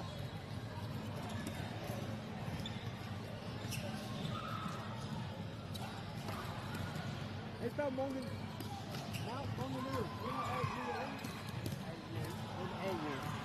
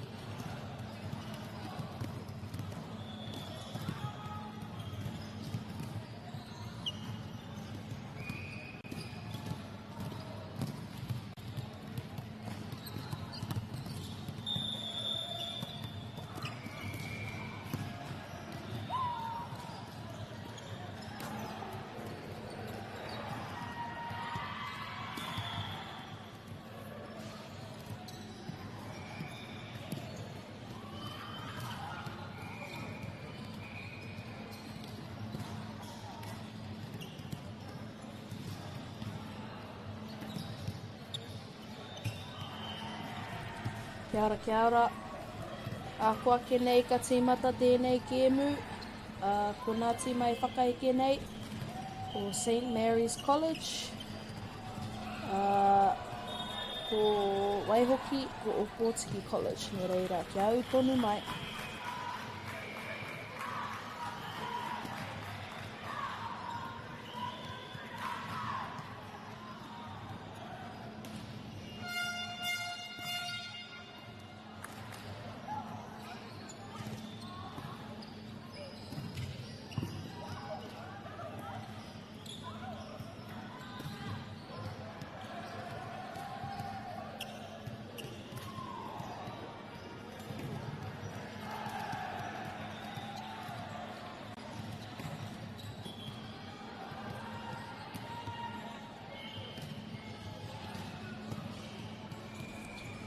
Te tirohia ngā hurihana.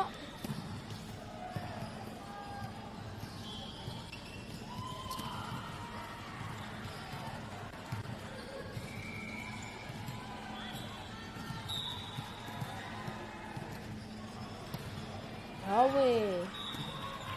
Kia hua nei, bit too much Weet-Bix for breakfast.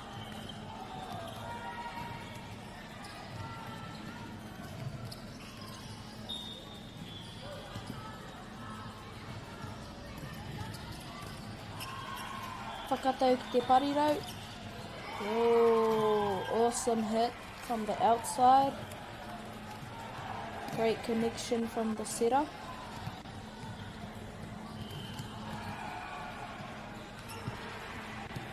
Number 4 serve.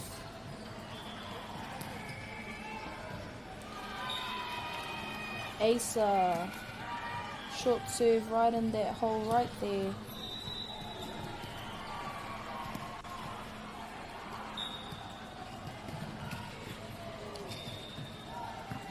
Nō nei kei te kite I te poto o ngā tuku ki ngā āputa o mua.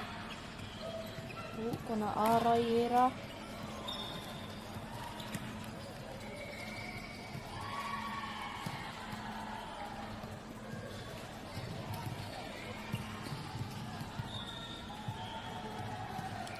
Te tuku whakararo tērā. On the outside, massive hit again from the outside.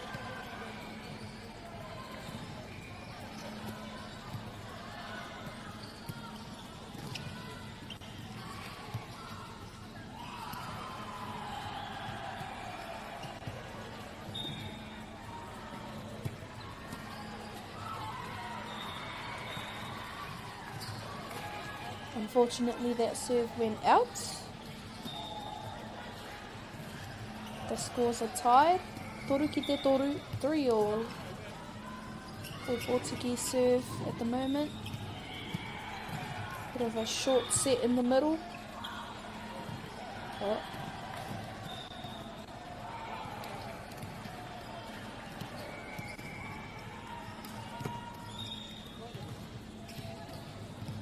He tīmata nō tēnei rauna.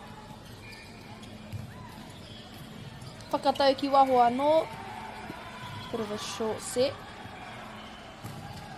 Massive hit from Opotiki.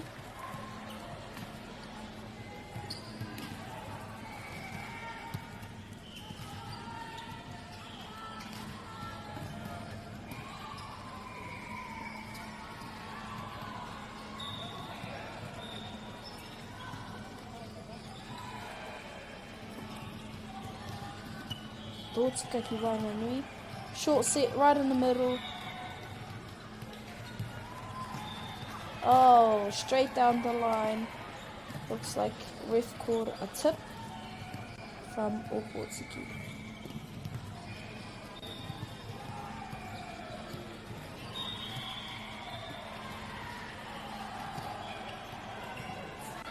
Oh, massive effort from the back line.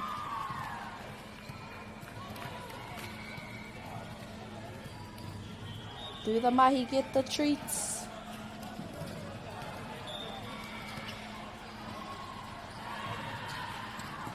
Aroha.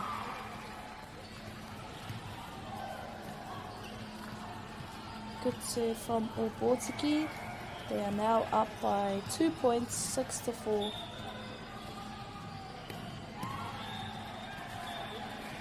Hapaaniti tērā.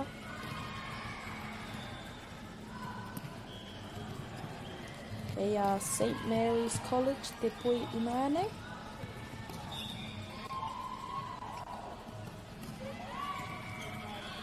Pea tāhua o taua tuku.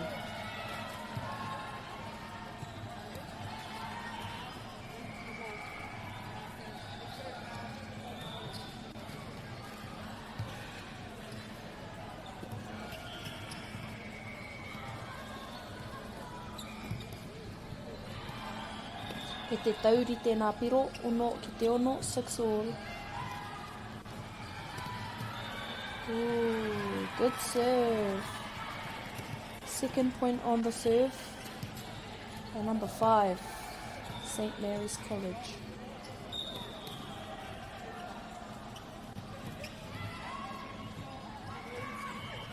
Rawe, ka haumaru te poro.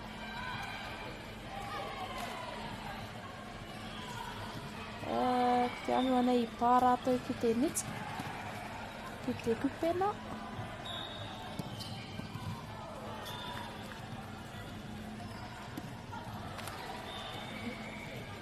Ball to the net, that serve. E te pai.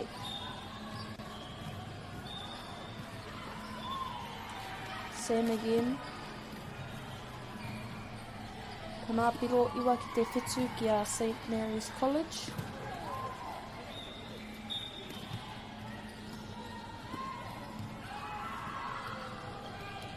Oh, rawe. Good effort from All Baltiki College. Managed to save the ball.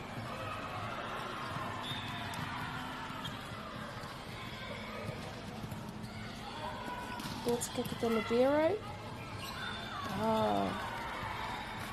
Tētai a te aha.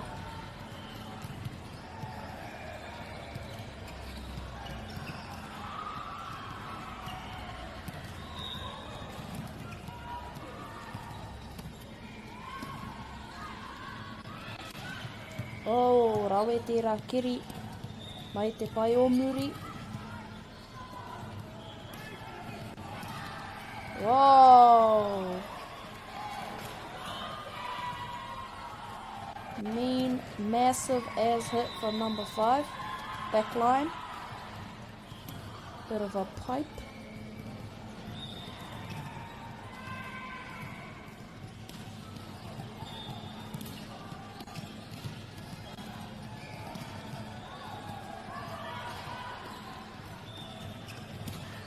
Rawe.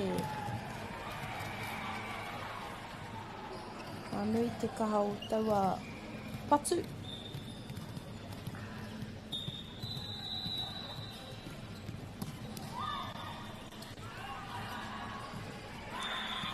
Runa tonu te pōro.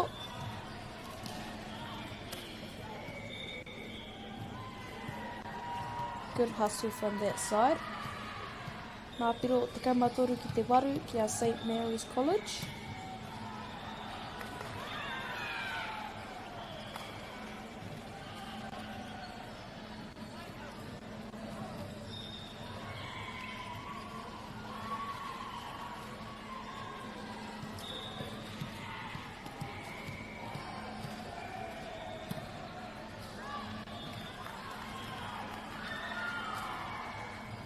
Unfortunately, that serve went out. Ari kei te nana tonu tēnei taha. Hea All Baltiki te tuku i nāne.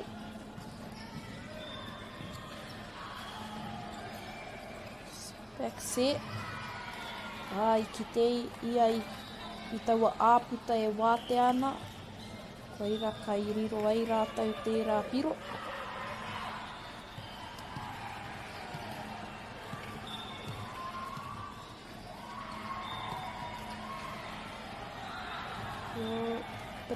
Bit of a miscommunication on that side. Hari kei te kite I te hākuakua I runa I a rātou kanohi, koira te mea nui. good energy on that side.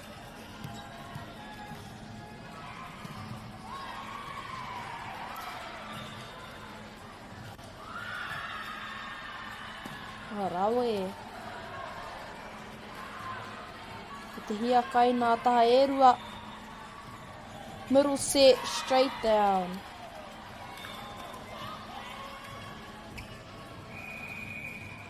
That was a clean play. Rawe tērā purei.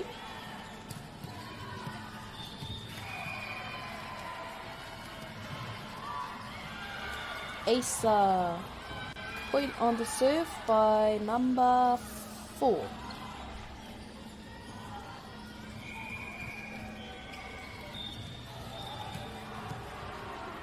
He runa noa atu nā tuku. Ārai. Kātahi te ārai ko tērā.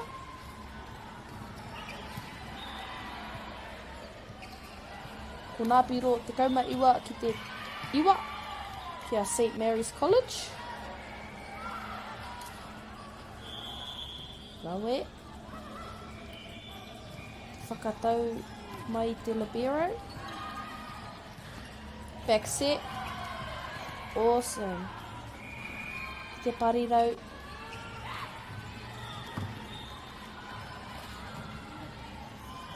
Ki te iau I tērā āputa I Wainanui. Bit of a gap there in the middle. Great serve. Pipe. Awesome.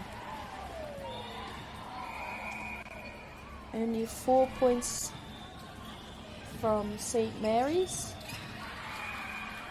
And a timeout was called.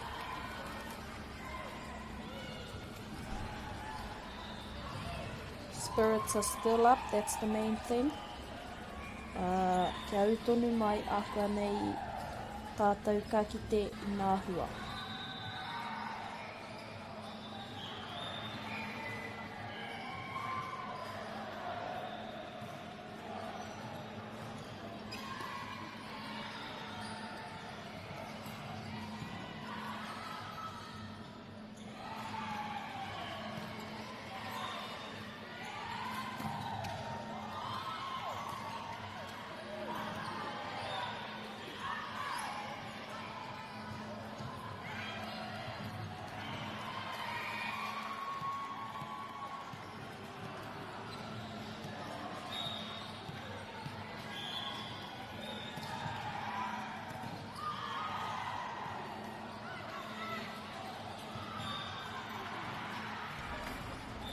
I hina te poro I a Pōpōtiki College. Nō reira, kei St. Mary's te tuku I nai nei.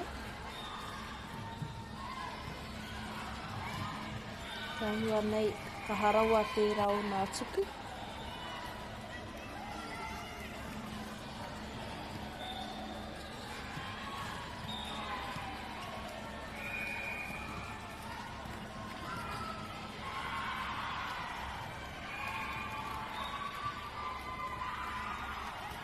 Awesome spike.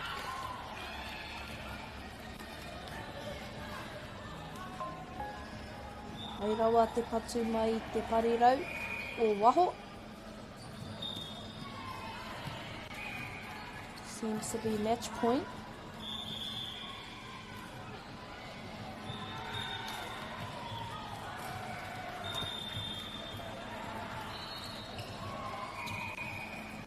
Pai, no reira ko te ahua nei kua mitu te wahana tuatahi.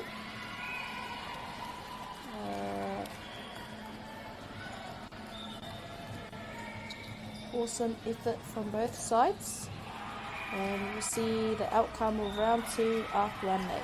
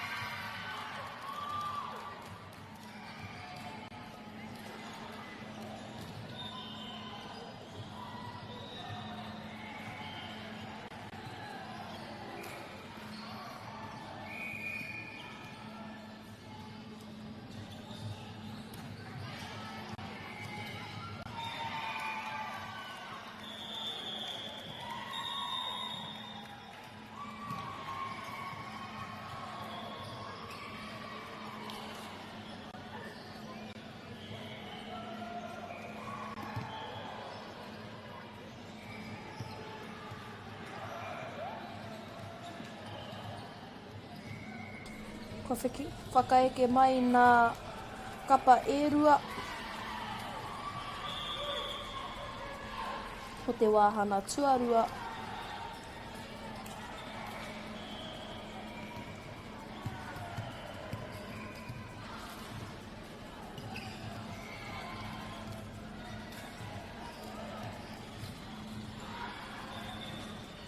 Ko eke mai te libero. Nama te kaumarua. Ai tērā maka. Fell a bit short. Heoi, hei te pai. Tahi te piro ki a Okotiki College.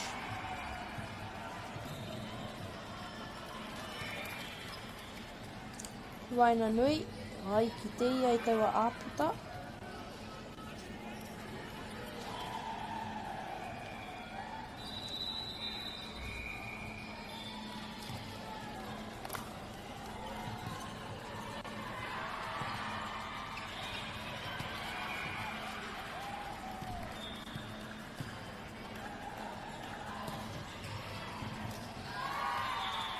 Awesome serve from number 4. Kia ia te tuku.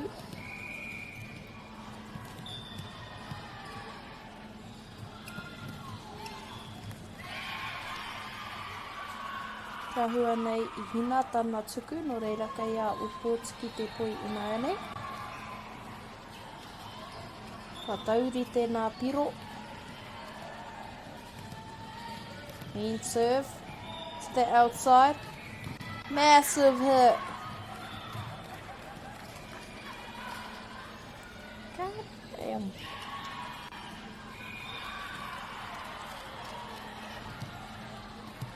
Awesome effort from Okotiki with that pickup. But oi, there was no stopping that.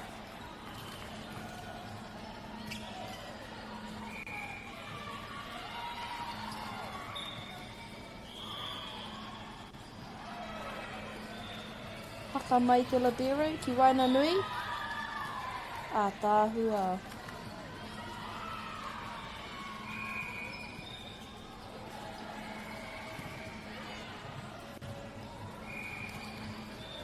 Ke runa noa atu nā patu.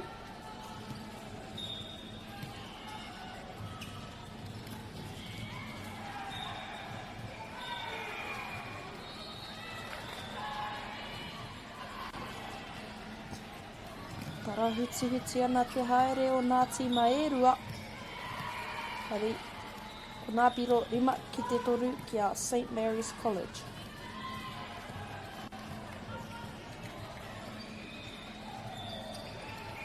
Te tipi mai Waina Nui. Te whakatau ki waho. Anō nei. Ko nā patu o te parirau o waho. Ko ia kai aia, ke runa no atu koe.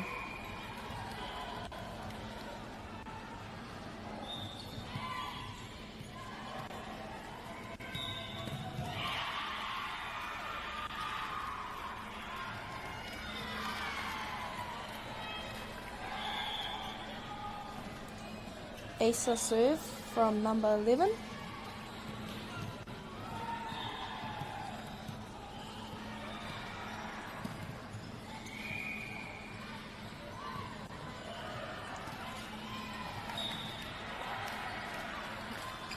Te whakataitai ārai tērā, I riro I a St. Mary's.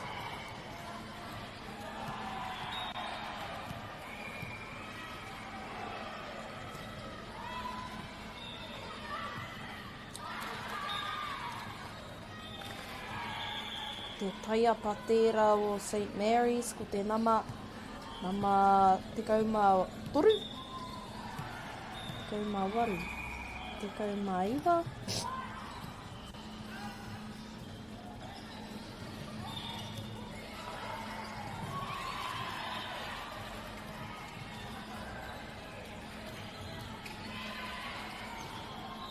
Te kauma 3.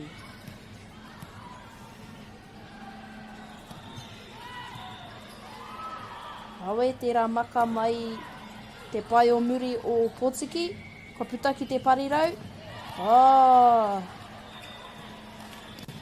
Ki te au i te pai o tā rātou āra i te rā patu enari. Tētāia. Awesome effort from the blockers.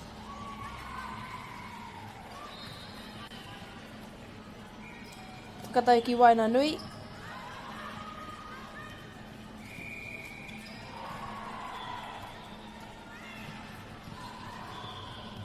Whakatau ki Muri. Rawe!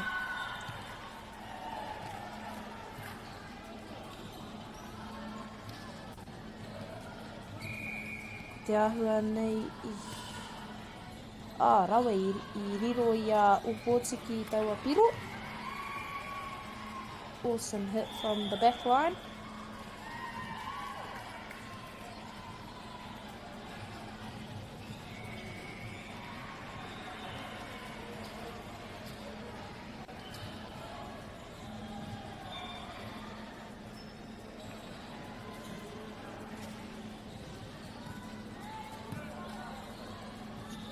Outside hit. Here's she went over the line, foot fault on the line.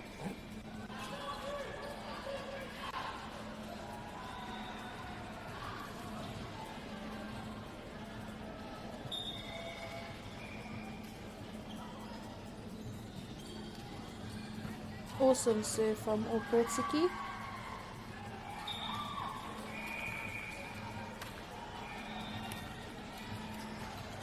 Nā piro te kaumatahi kia St Mary's College, ono kia Opōtiki College. Era tētai a te whē ki te koai ka ahua. Outside hit, straight down the line.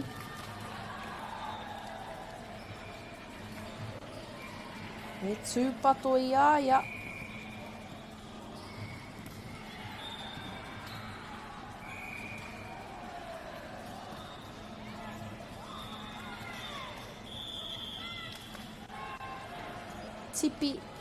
Tipi te tuku.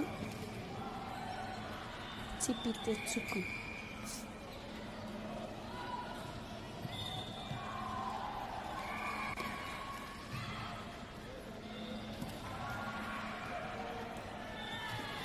Awesome effort from Opōtiki College with the dig.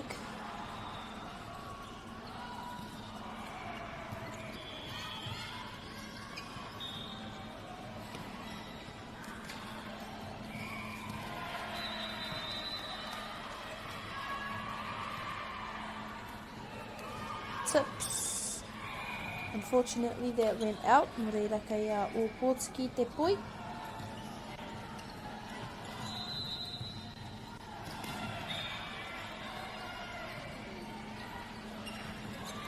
Pai te rā tuku.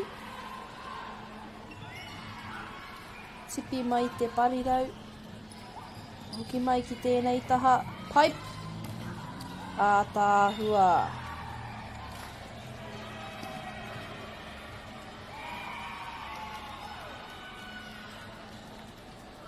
I te kite i te hia kai o nā kai patu.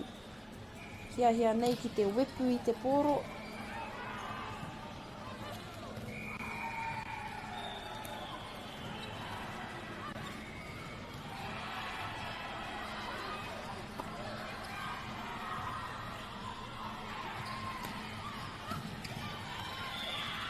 Hoki ki te parirau.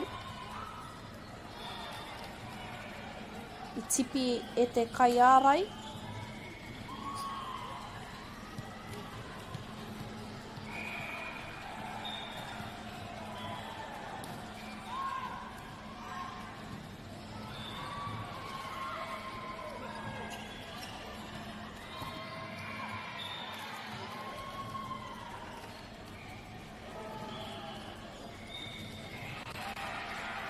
Oh, bit of a domestic song call.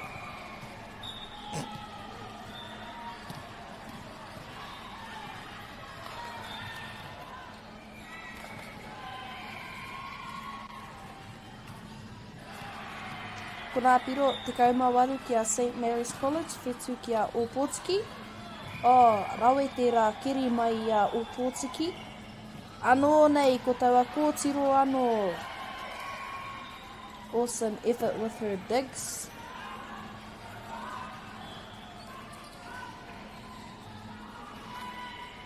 Puta ki te parirau. Te ahua nei i puta te poi. No reira, kei a Opotiki te poi nai nei.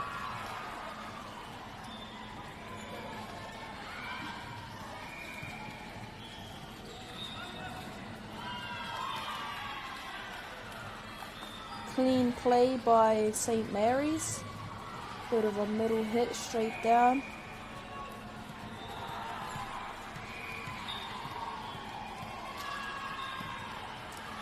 Awesome serve. Asa by number 7.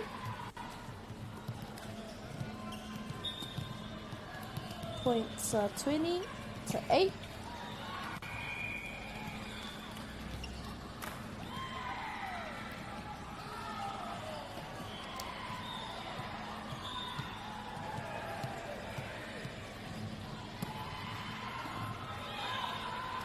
Awesome serve by number 7.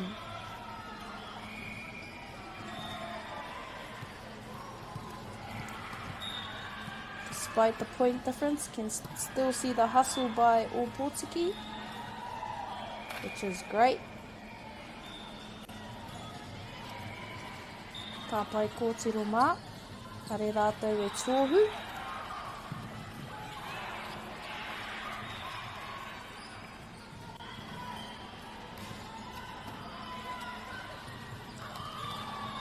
Pai.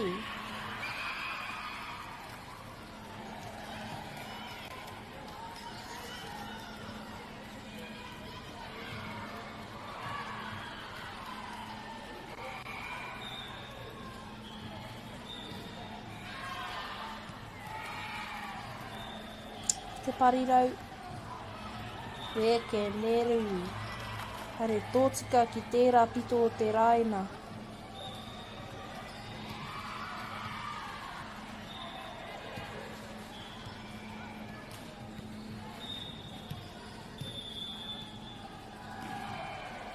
Ka whiwhi wā whakatāna tīma ērua. Ko te mea nui, kei te piki te wairua, kei te paina āhua o ia kōtiro, nui ra koe kā te mea nui.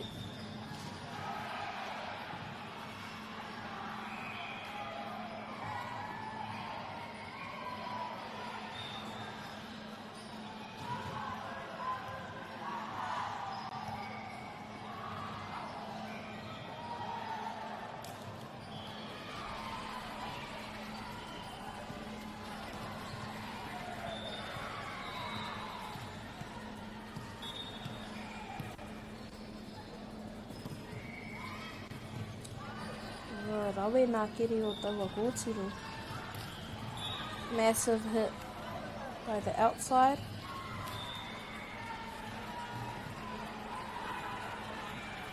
However, the point was won by Opotiki College.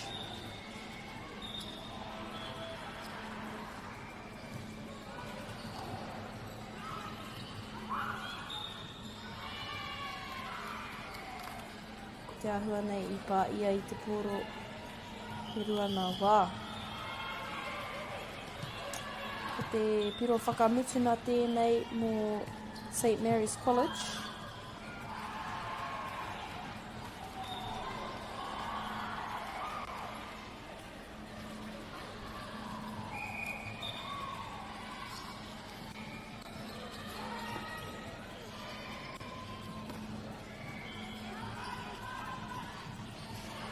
Kei te nana tonu tērā taha, nā taha e rua, me ki.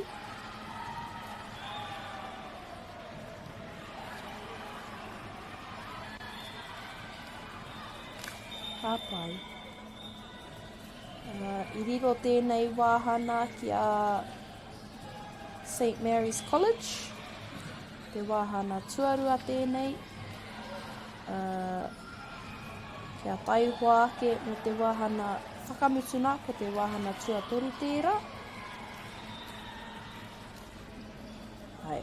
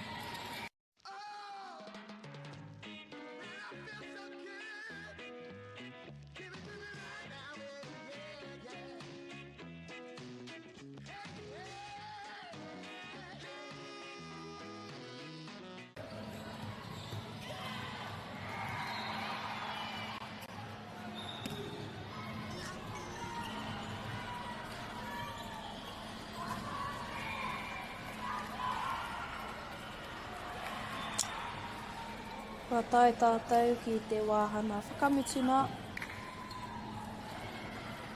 Ora, te wāhana tuatoru tēnei o te kēmu o St. Mary's College kia Opotiki College.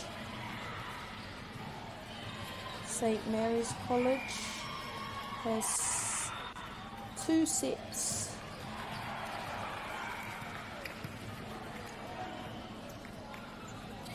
So we'll see how this game goes whānau.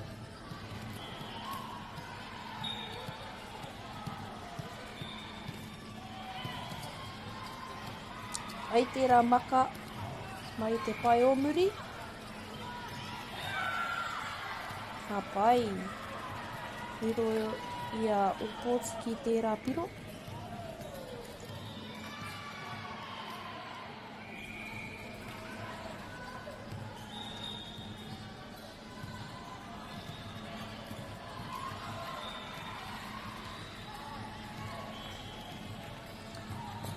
Whakatau whakamuri. Awesome hit from Opotiki College. Bit of an intercept with the ball.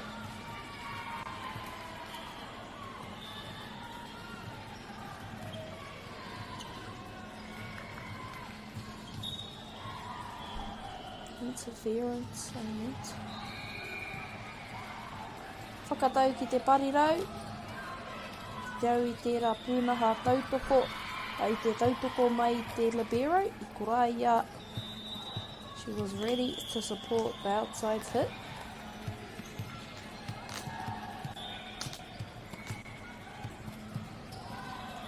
Unfortunately, the serve fell a bit short. Hari kei te pai.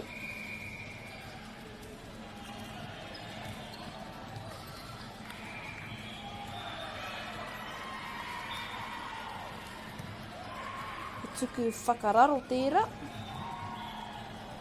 Whakatau ki Wainanui, o rāwe tērā tautoko. Great support from this side. Awesome dig from that side. Whakatau whakamuri.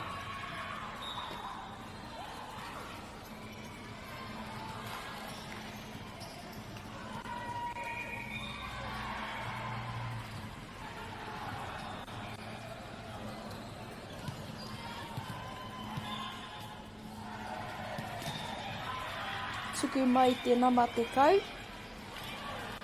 Ko te ahua nei puta tōna tuku. Te kōti, me reira. Hei Opotiki te tuku nei.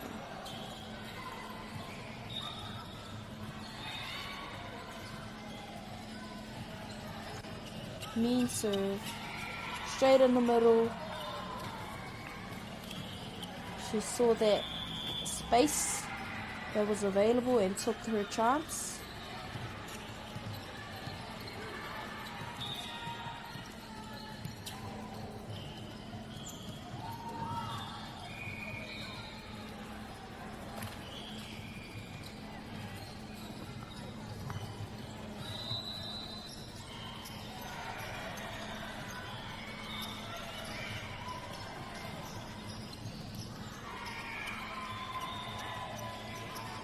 tuku whakararo tērā mai o Pōtiki. Aroha.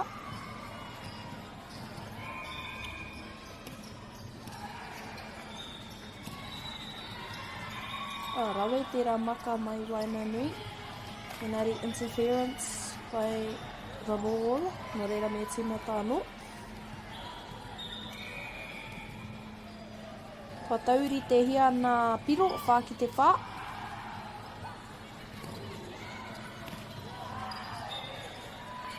Too much up and goes from this side.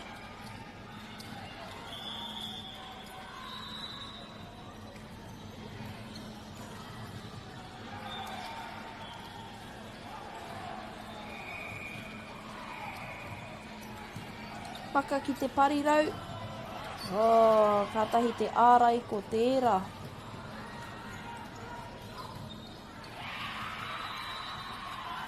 Oh, ka mau te wehi e hine. Te parirau o Pōtiki tērā, ki te i tōna āputa.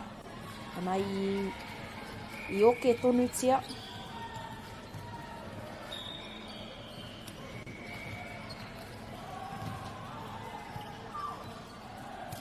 Middle hit, middle tip. Ooh.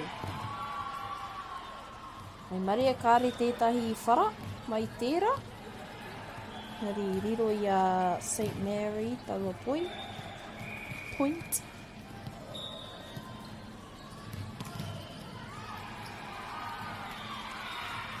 Kaha rawa tērā patu. Awesome serve by number 8.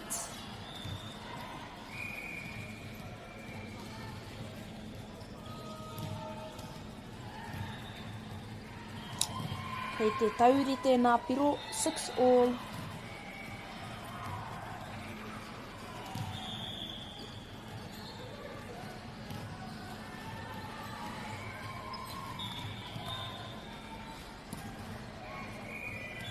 Aisa. Oh, sorry. Ko te nama te kauma toru ke.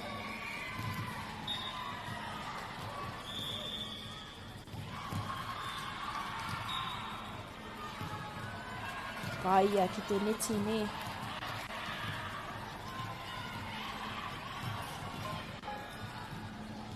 Ka kaki ki te kaki nā piko, 7 all. Neck to neck.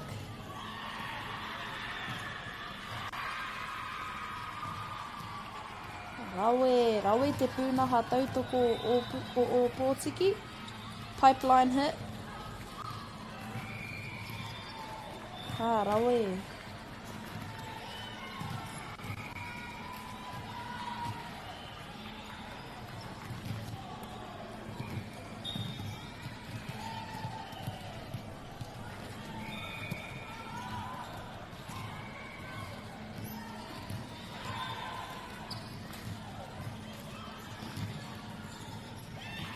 Ngā piro iwa ki te whetū.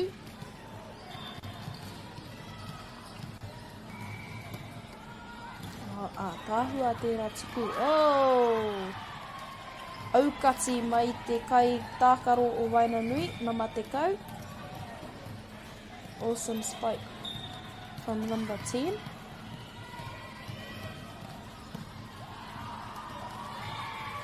Tips of the serve.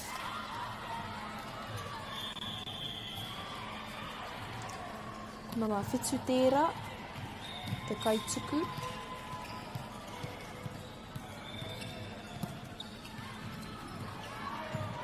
Whakatau ki te parirau. Rawe.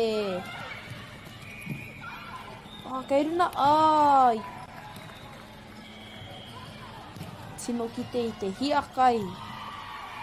O tēnei taha. Koirā te mea nui. Inana.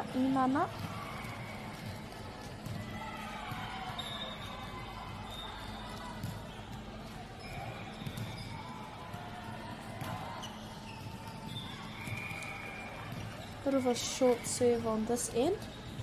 However, still good.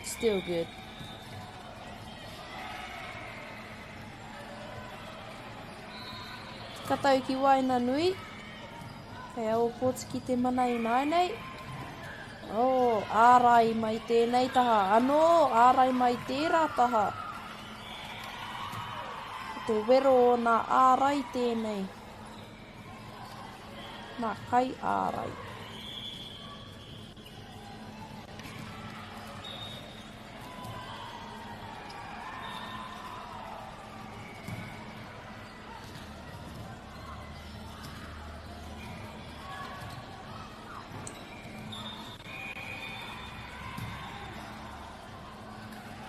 Kawea e rātau te pōro, nō reira. Kua riro ki a St. Mary's, te mana o te kaituku.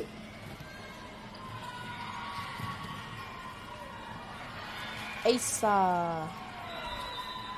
Tōtika ki Waina Nui te kōti. 13-10.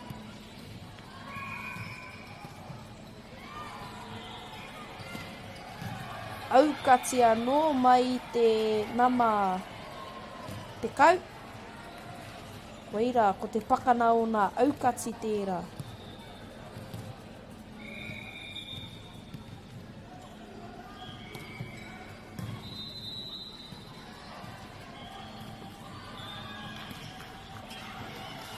Awesome effort from Opotiki.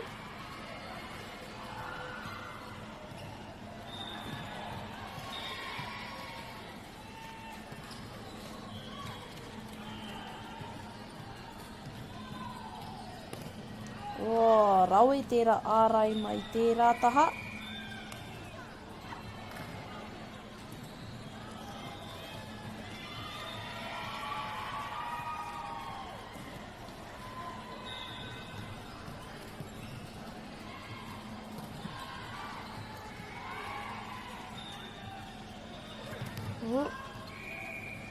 Te parirau.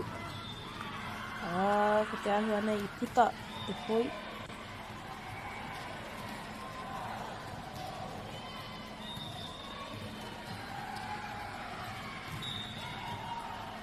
O kua ke te wānana a kau.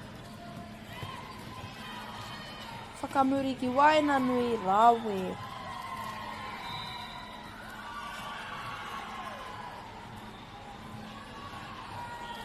I te kite I te hirahira o nā pūkena I Waina Nui tēnā I tēnā o nā kōtiro. Eisa nama te kau tērā.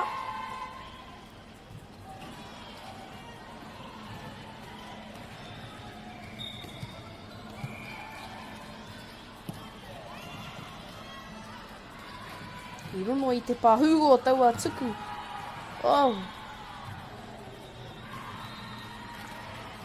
Te ahua nei I pā ia ki te tēneti ārā nei I tō narina ki runai ki tērā taha o te pūkena.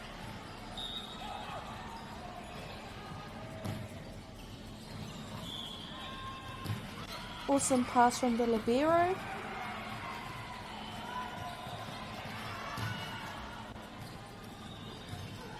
Awesome hit from the middle of Opotiki.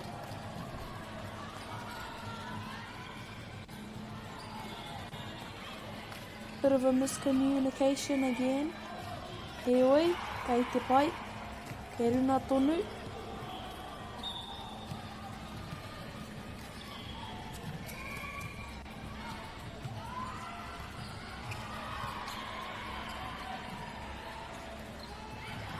Tipi! Oh, tētai a te whēkite I taua patu. I puta mai te kore.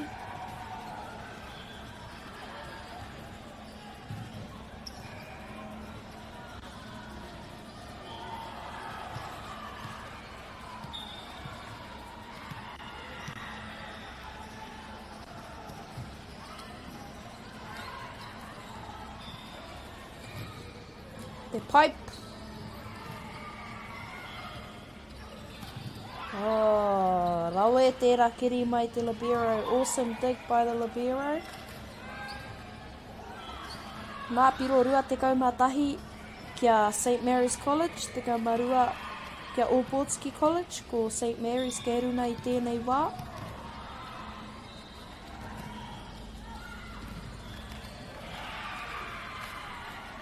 Serve was out.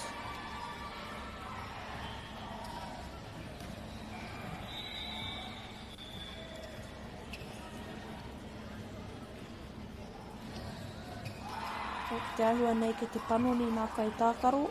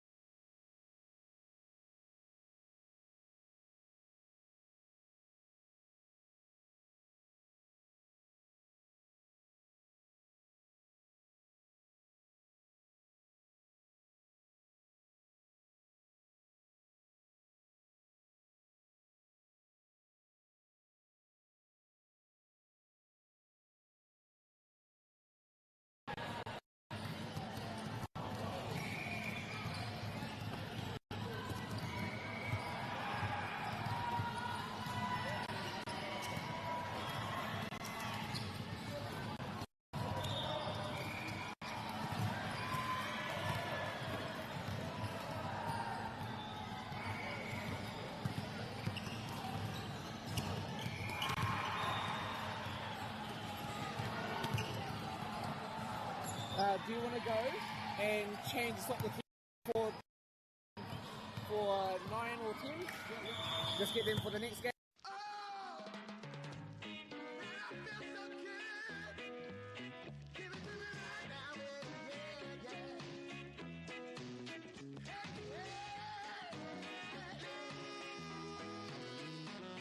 Funding is a real challenge. We know that a lot of schools face that ongoing, and the reality is if you go to a lower decile school in New Zealand, you are less likely to be able to afford to participate in sport. Obviously, having come through it myself with kids and being one of those kids myself who played sport, I know how much it defined who I was. And now being able to go, I can't fix it all, but we can help and try and give to those people who are going through really tough times. The forest should never have been taken off the steep hill country that's eroding, and it makes absolute sense to afforest those hills. What we're doing here is using the exotics to help that process get established. We're looking at a managed transition process where those pines are progressively thinned as the native understory establishes. We're trying to do several things here. Soak up carbon, establish native forest, and we're trying to improve biodiversity. You're achieving an awful lot with one program of activity. Te hui ngā te tini, me te mana, kaupapa ahuri. Whakapiripiri mai, whakatatatata mai rā. ASB Polyfest 2026, ki Māori Plus, me whakaata Māori. What makes Bailey's altogether better? It's the energy we bring to every home, every commercial property, every investment, every development, and every farm. Because when the energy is right, you can feel it. Bailey's, altogether better. Want to catch a fuel bargain with Pumped at Caltex? Scan your Caltex app or AirPoints for 6 cents off per litre every day. And you can show your Super Gold card for an extra 2 cents off. Ah, feels good. Get the Māori Plus app. Download now on Google Play or the App Store with exclusive viewings and 100% ad-free. Quite like top tier. Watch us anywhere, anytime. Make Māori Plus your mate and stream now.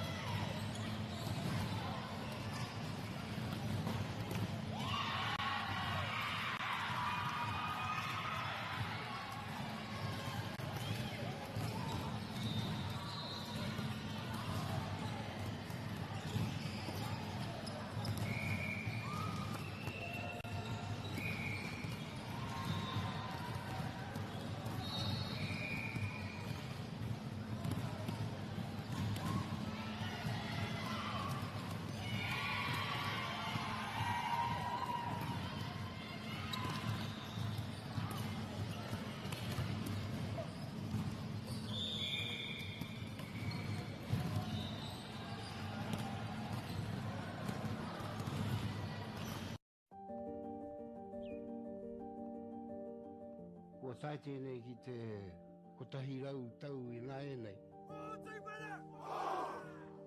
I raro I ngā waiwai o ngā tikanga Pākehā. E tahi o tātou te marike kei kona e noho tūpuhia I roto I tēnei aho te Māorita.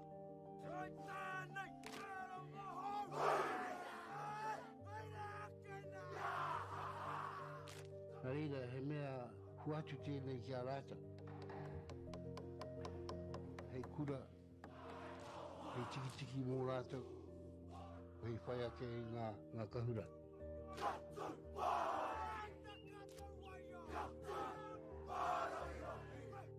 Hei whai whai atu i o rātou hia.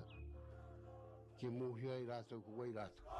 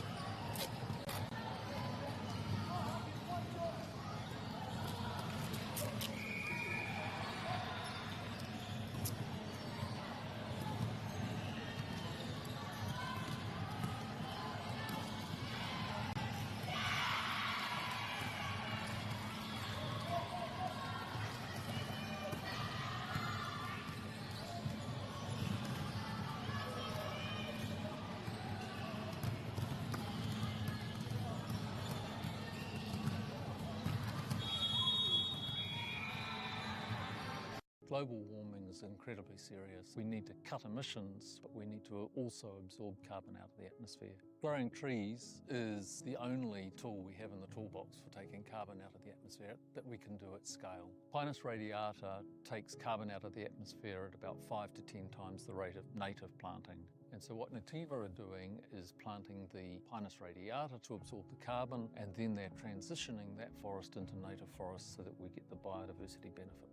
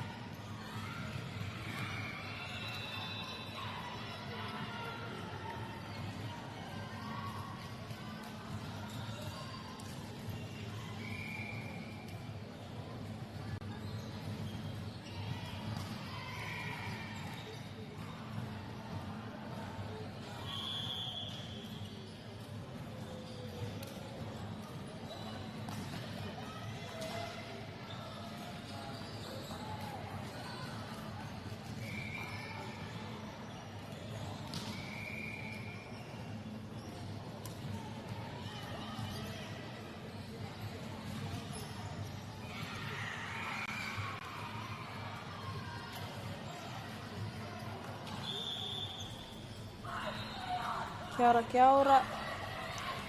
Ko ake nei ka piki mai nā tīma ērua kua Aquinas College, ka tākaro kia Aotea College. Kei te whakarārani nā kōtiro i nāenei, whakarite ana mo tā rātou hēmu.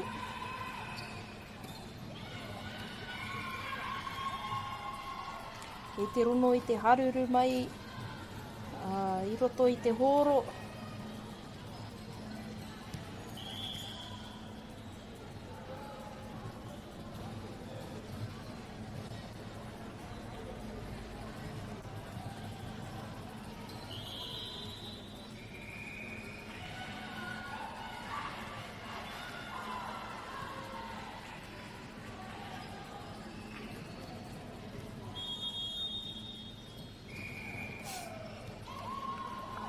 E te hīkaka nā kōtiro ki te tākaro.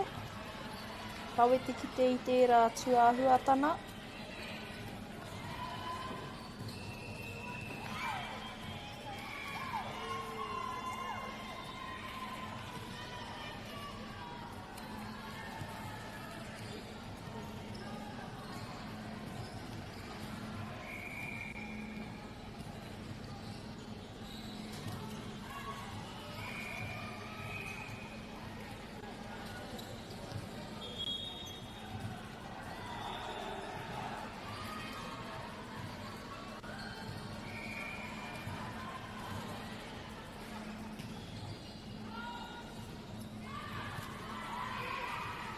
Te wānana tahi nā kaiārahi ki te kaiwawao.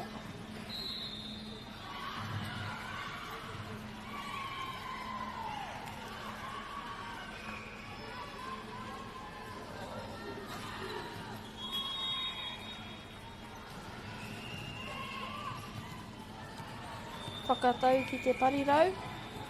Raue, keri tonitia e te kai tākaro o wai, ko vai a wai, o Aotea. Reira, ko Aquinas kei tēnei taha, ko Aotea kei tērā taha.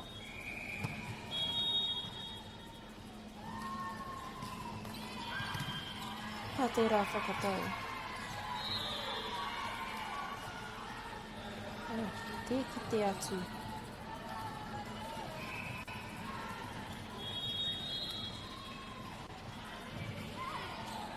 Tōtika ki te libero, whakatau ki muri.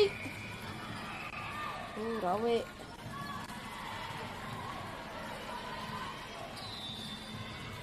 Whakatau atu ki te parirau.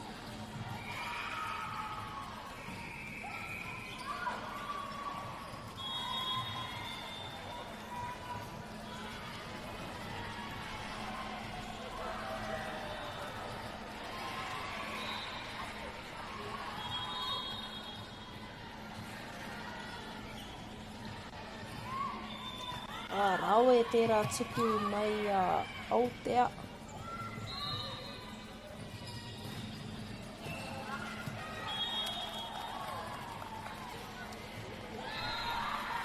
I puta te pōro. Ka tauri tēnā piro, 2 all.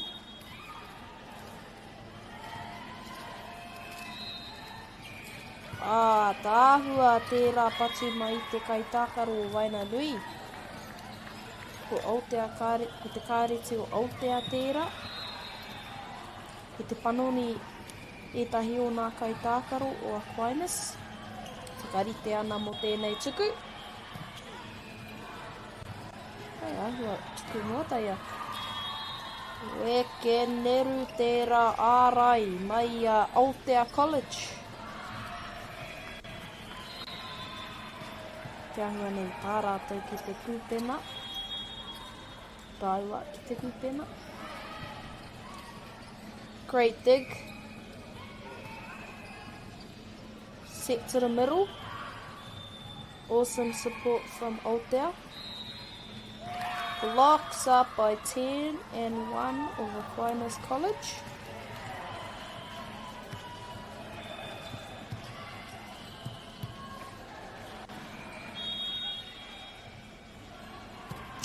Did I get my numbers wrong? Number 7.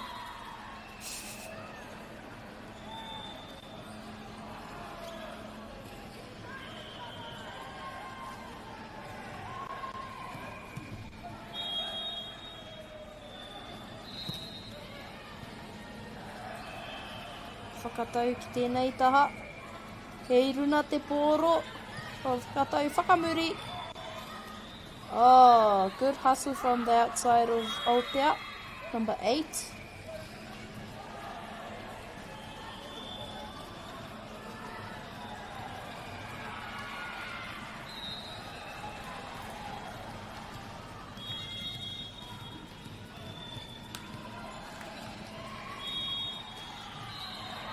Kei kura tōna tima ki te waha, foot.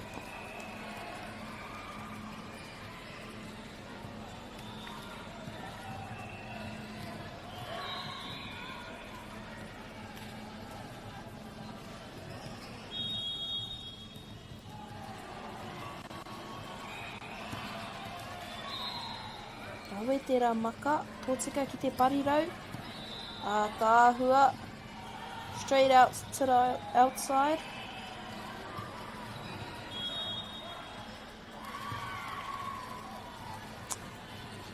Ref calls a carry.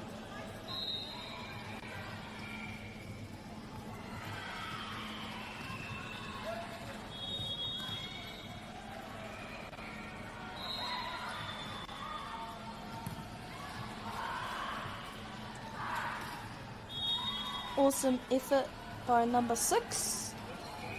Just fell a bit short, but that's all good.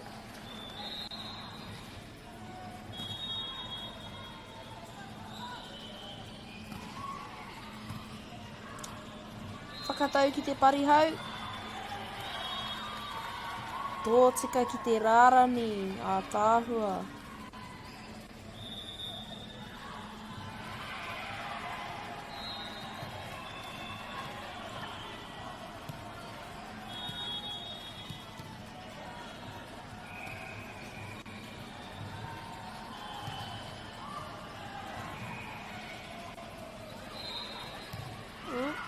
Ia hua hapa tōna whakatau. Ka whakatau hia e te kaiwa wao he rua pā tērā o nā whakatau.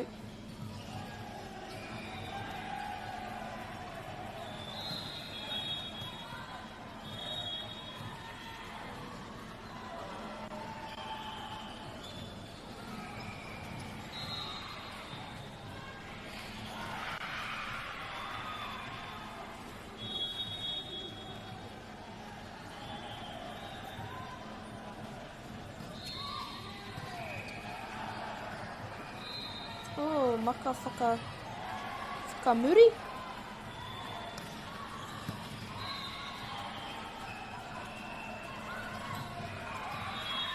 Awesome block by number 22.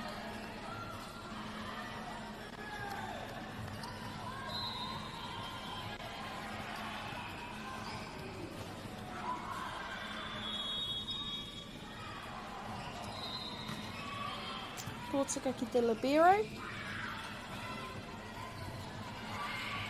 Balls up. Awesome hustle.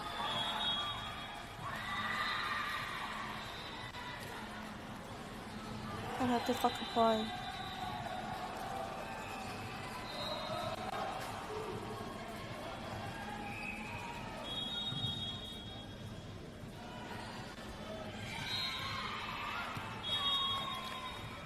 Too much reboots.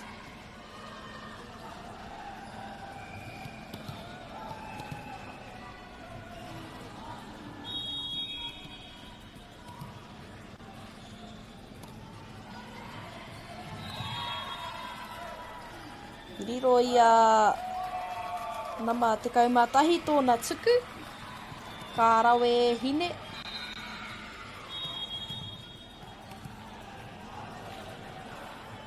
Kei te tauri tēnā piro, iwa ki te iwa, 9 all.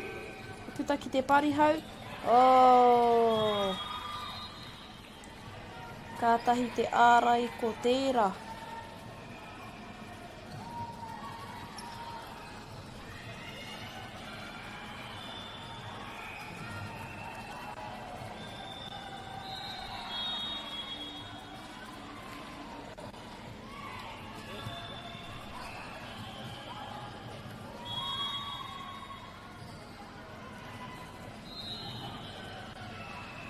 tips.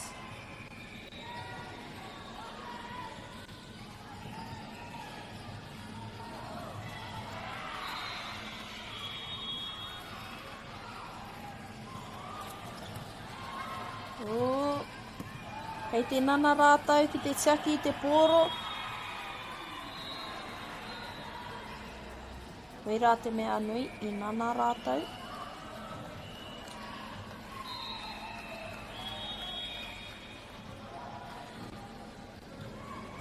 Oh, beautiful serve. Looks like the ball fell short right in the middle. Ka whai wāhi whakatā.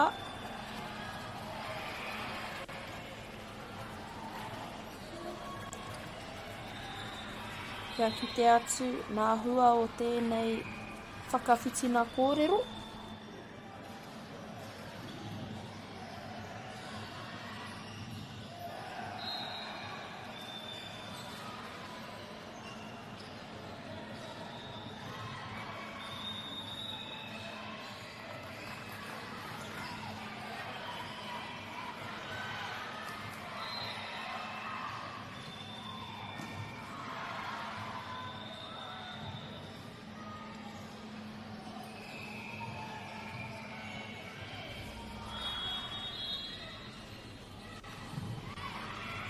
Tōtika ki te libero, kōai kei kora ki te āwhina i aia. Oh, rawe tērā ruku.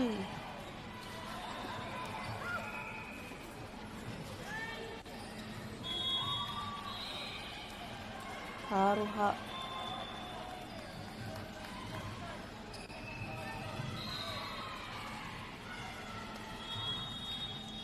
Ko te kāreti o Aotea kei runa i tēnei wā, nā piro te kaumawha ki te tekau.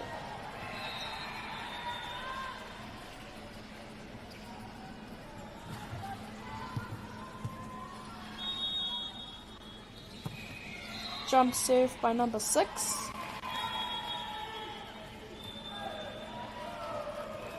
Kei te rono i te hākuakua, roto i tēnā o nā kai tākaro.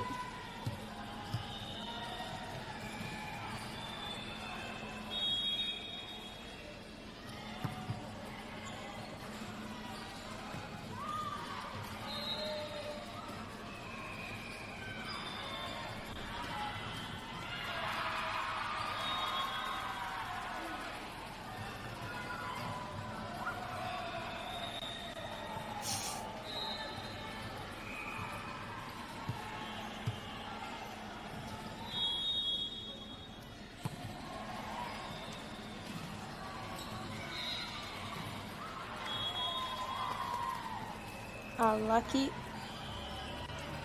Hit fell a bit too short. Kei a nama ono. Te mauri i nāia rei.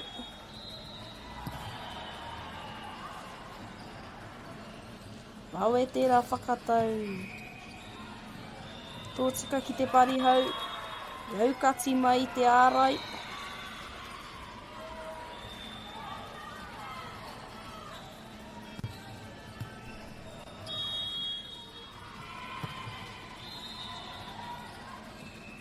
He rina tonu te poro, rawe.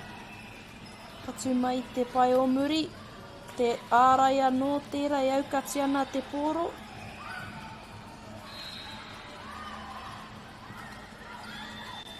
Great rally from both parties.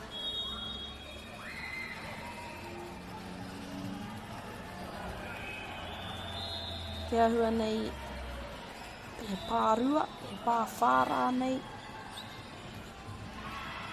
Te whakapai a te kaiwa wau.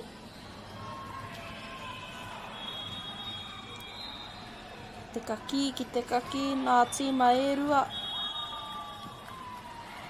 Rā, ka tauri tēnā piro, te kaumārima ki te kaumārima.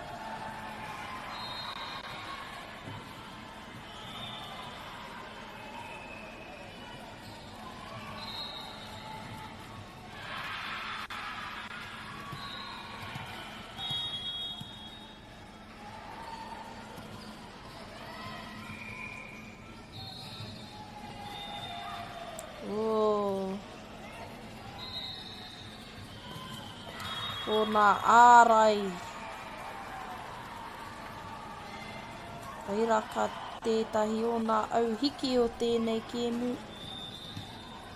Ko te kaha o ia o ngā kai ārai.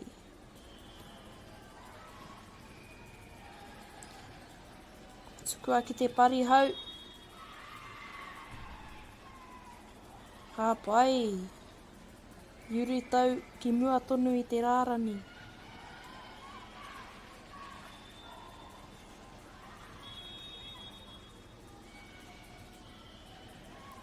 Awesome serve. Straight to the outside. Massive hit. Straight down. Great support system from their cheerleaders. Oh. Kua whiwhi kōhe te rātau.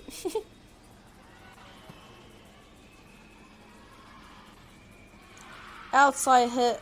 Awesome block. The ball's still up. Awesome effort with the dig. Aquinas College takes the lead with 18 points to 16.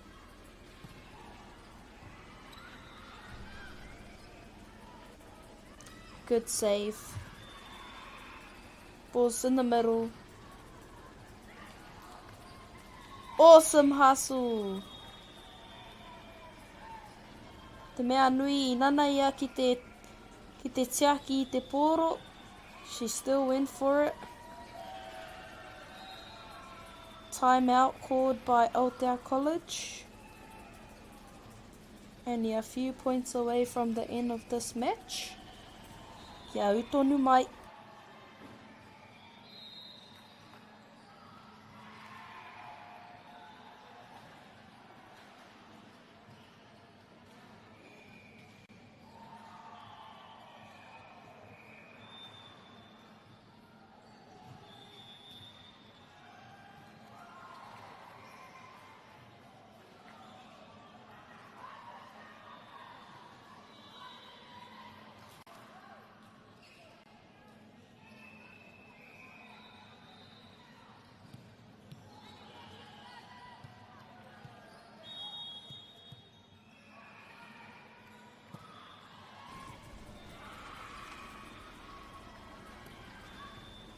Oh, rawetera maka mai te nama rima.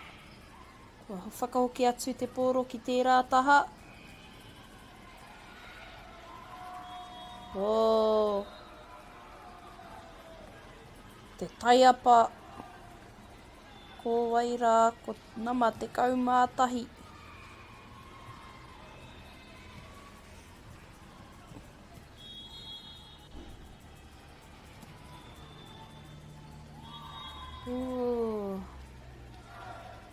Kātahi te tuku ko tērā. I nā te haruru mai o nā tahataha.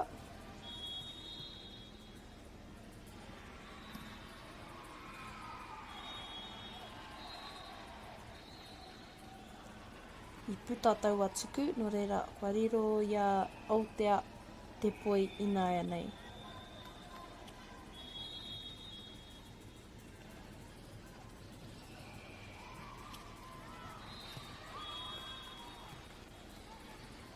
He hea kēnei nā up and goes I inumia e tērā.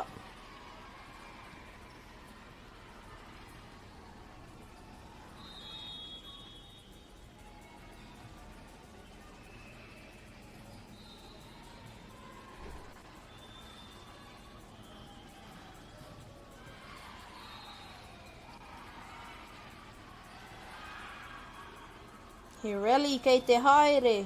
Oh. Te taia te aha mai tērā aukati. Ko te taiapa tērā ko nama te kaumātahi.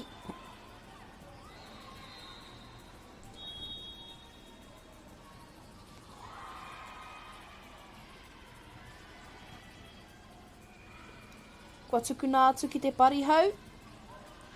Kei korāna kai tā karo ki te tautoko. Anō nei, ai. He kaha te pūnaha tautoko o Aquinas.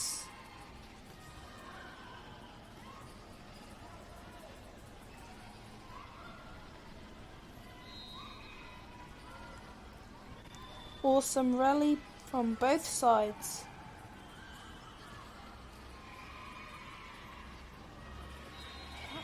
Ka pai. Hare kore kua pau te hau mai tērā rally.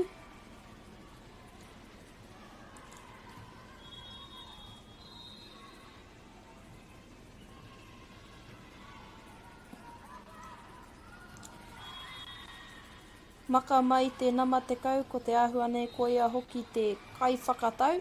No reira karekau tētahi korā ki te tautoko i āia.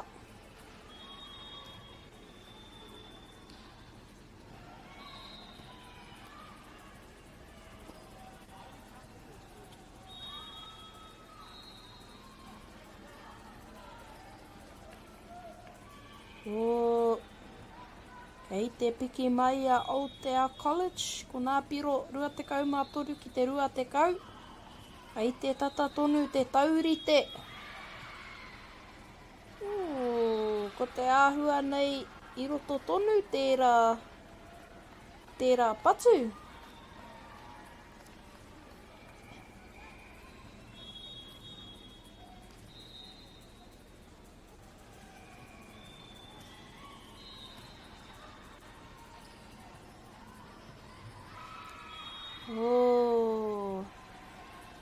Hei te rono au i te taumaha.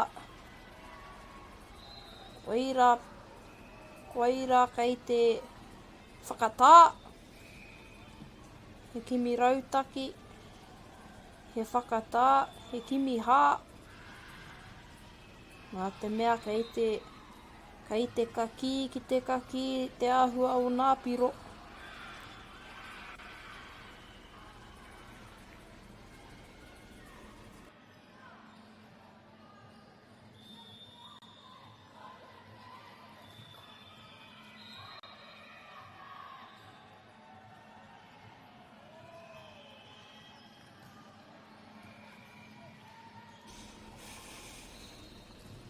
Kei te hīkaka ki te kōwai kāhua. Tētai a te whēkite. Rāwe. Te ahuana i puta taua patu, no reira kua tauri tēnā piro. 23 ki te 23.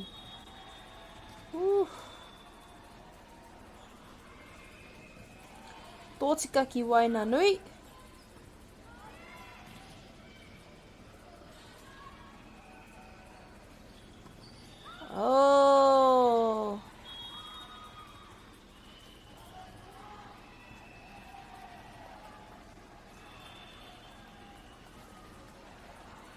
Ko tahi anake te piro kia Aotea. Hei whakatau i te otina.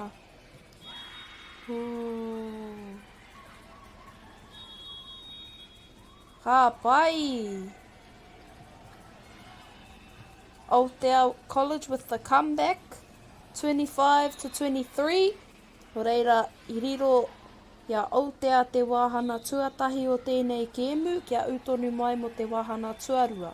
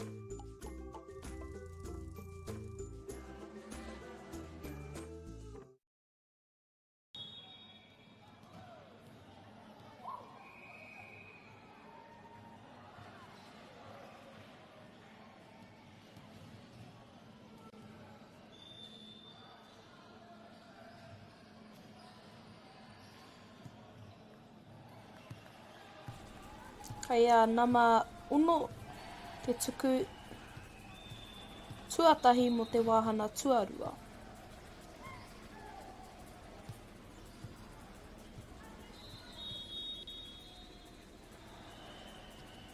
Jump serve, awesome alignment. Straight back over. Attack from the middle. Great pick up from that side. Push to the outside. Can see the hustle from both teams. Outside again. Oh, massive hit.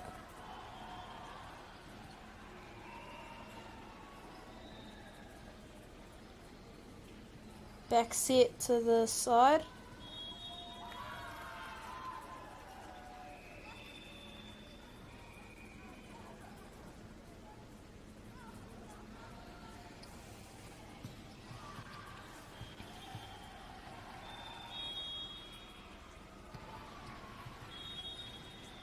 Unlucky.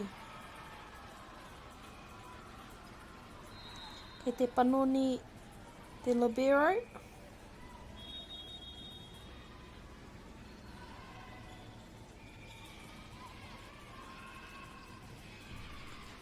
Oh.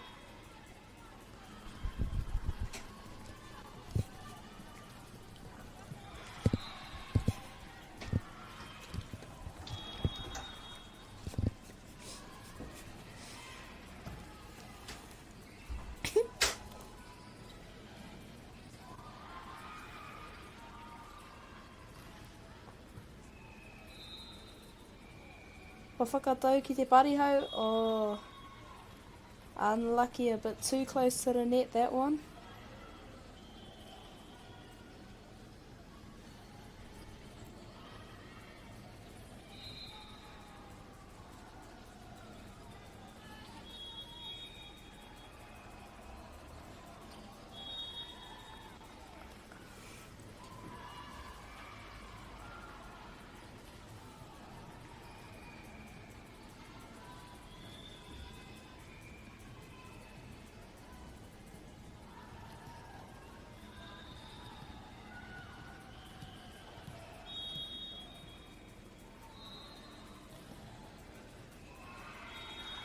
Eisa, I haere tōtika tōna tuku ki te rārani.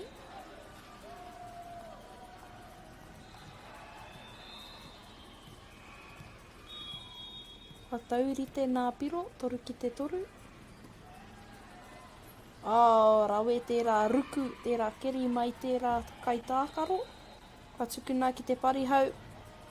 Anana, tōtika ki raro.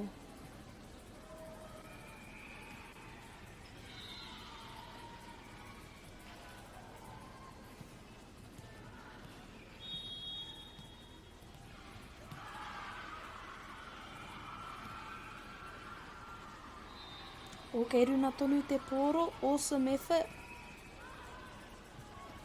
Oh, te aua nei tuki rāua. Ēnari. Nāwai, riro i a rātau tērā piro.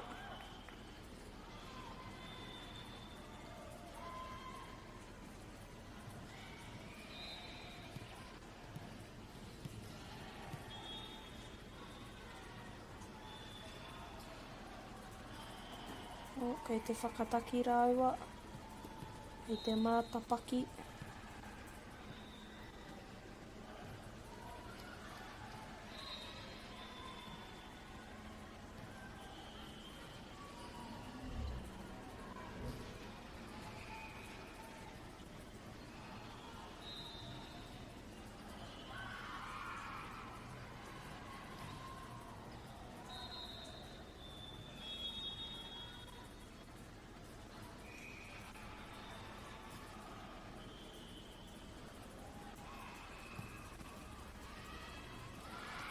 Whakatau whakamuri. Rawe te puna tautoko. Ka aroha. Awesome hustle by the backline.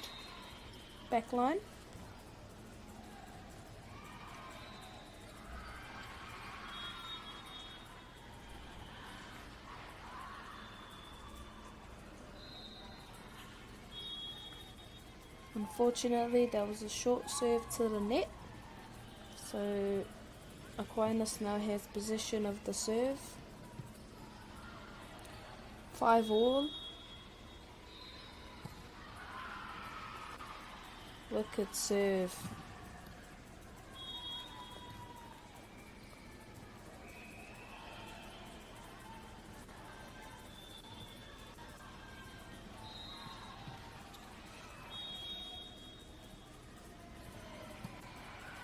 Anō nei, paike o tōna tuku.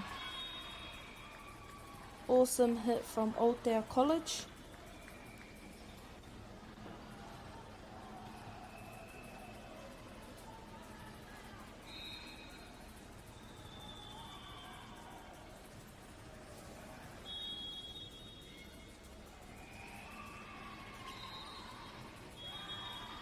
Isa.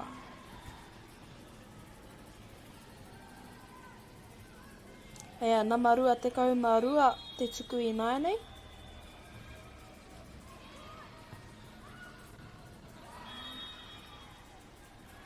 Awesome serve by number 22.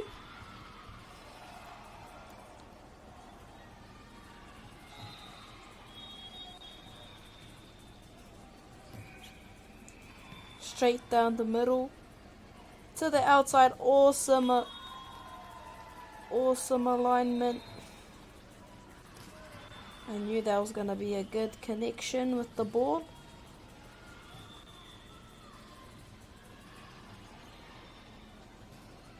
He te panoni nā kai tākaro, kua heke ana ma te kau, kua whakaeke mai ana ma te kau ma ono.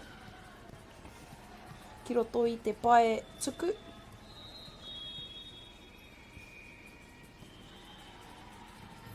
Tōtika ki te libero, ana nā te kai ārai.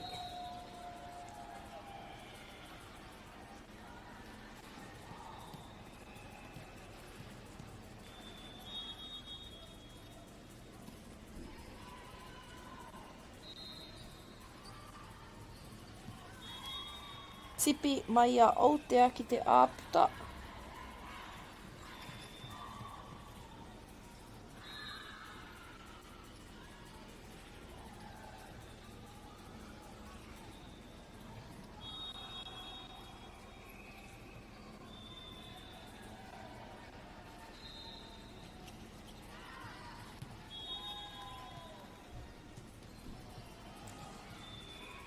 Nui rawa te kaha o tērā tuku. Panoni anō nā kai tākaro. Ai te kite, kei te whai wāhi e ia kai tākaro ki runa I te kōti.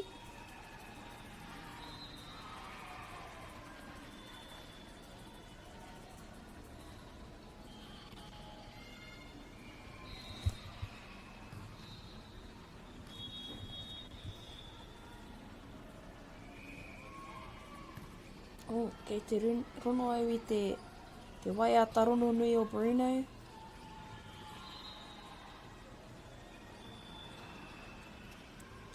Rāwe patu mai te parihau, nama waru.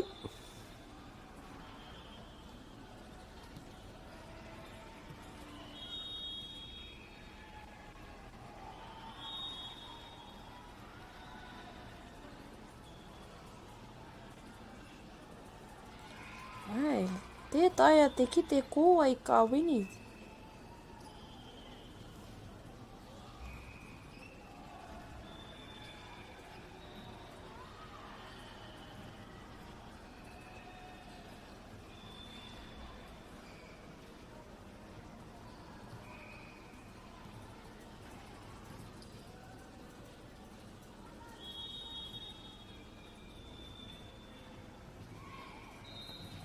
Pai tērā maka, enari, ahua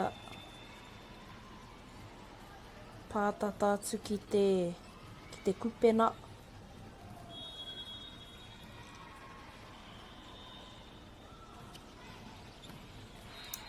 Rawe, Tō tika ki te parihau. E ahua teitei rawa tana patu i te pōro. Engari, hei aha.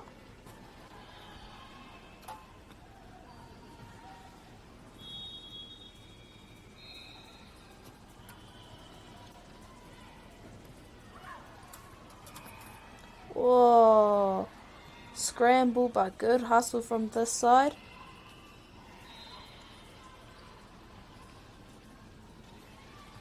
He runa tonu te pōro.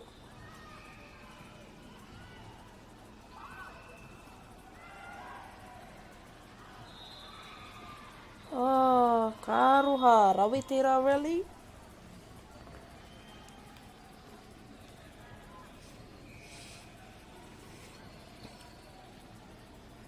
Kia nama ono te tuku I nānei.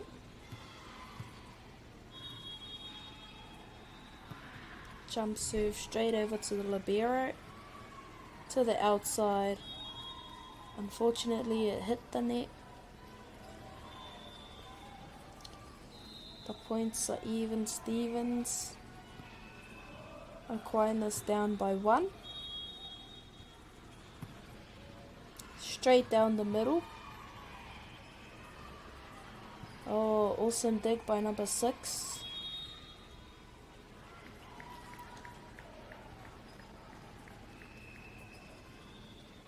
Calling it a 2-touch or... yeah.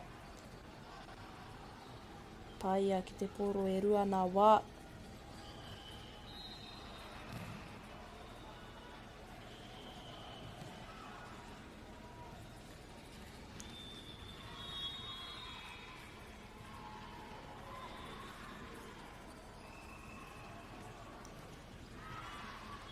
Outside swing was a bit too high.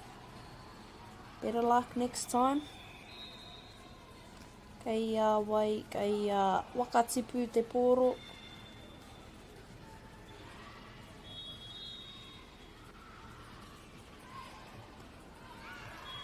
Rawe, awesome serve. Tips off the number 13.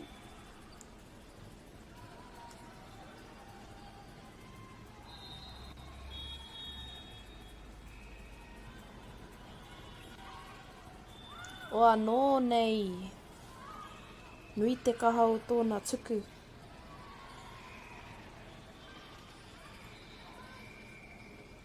Rawe te pūnaha tautoko o tēnei taha.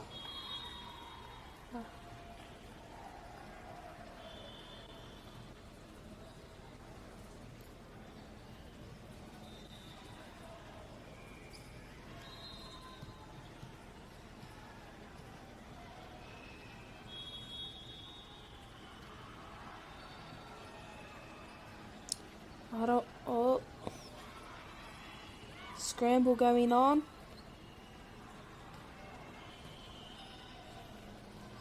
Oh, unlucky.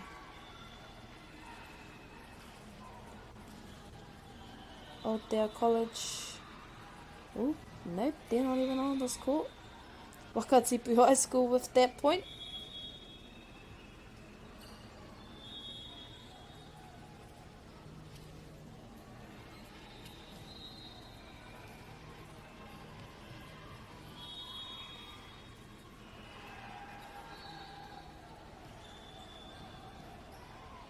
Nice serve, straight to the libero. Bit of a miscommunication there. Overall, great hustle.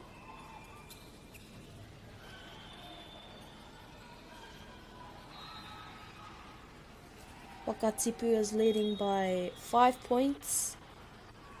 Nā piro, te kaumawaru ki a Wakatipu, te kaumatoru ki a Aquinas.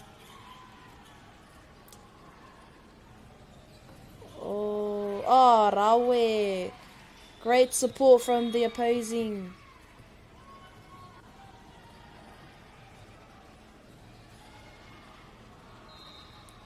Oh, kei te kite au. He raina, he porofita. Bit of a blue, green. Yellow too. Rawe.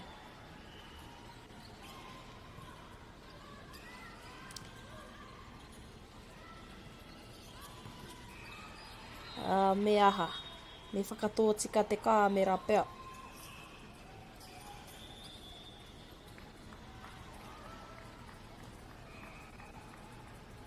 Te ahua nei kua whai wāhi whakatāna taha e rua.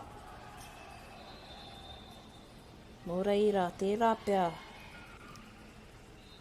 Koinei te wā ki te whakatika. I te kāmera. Kia au tonu mai.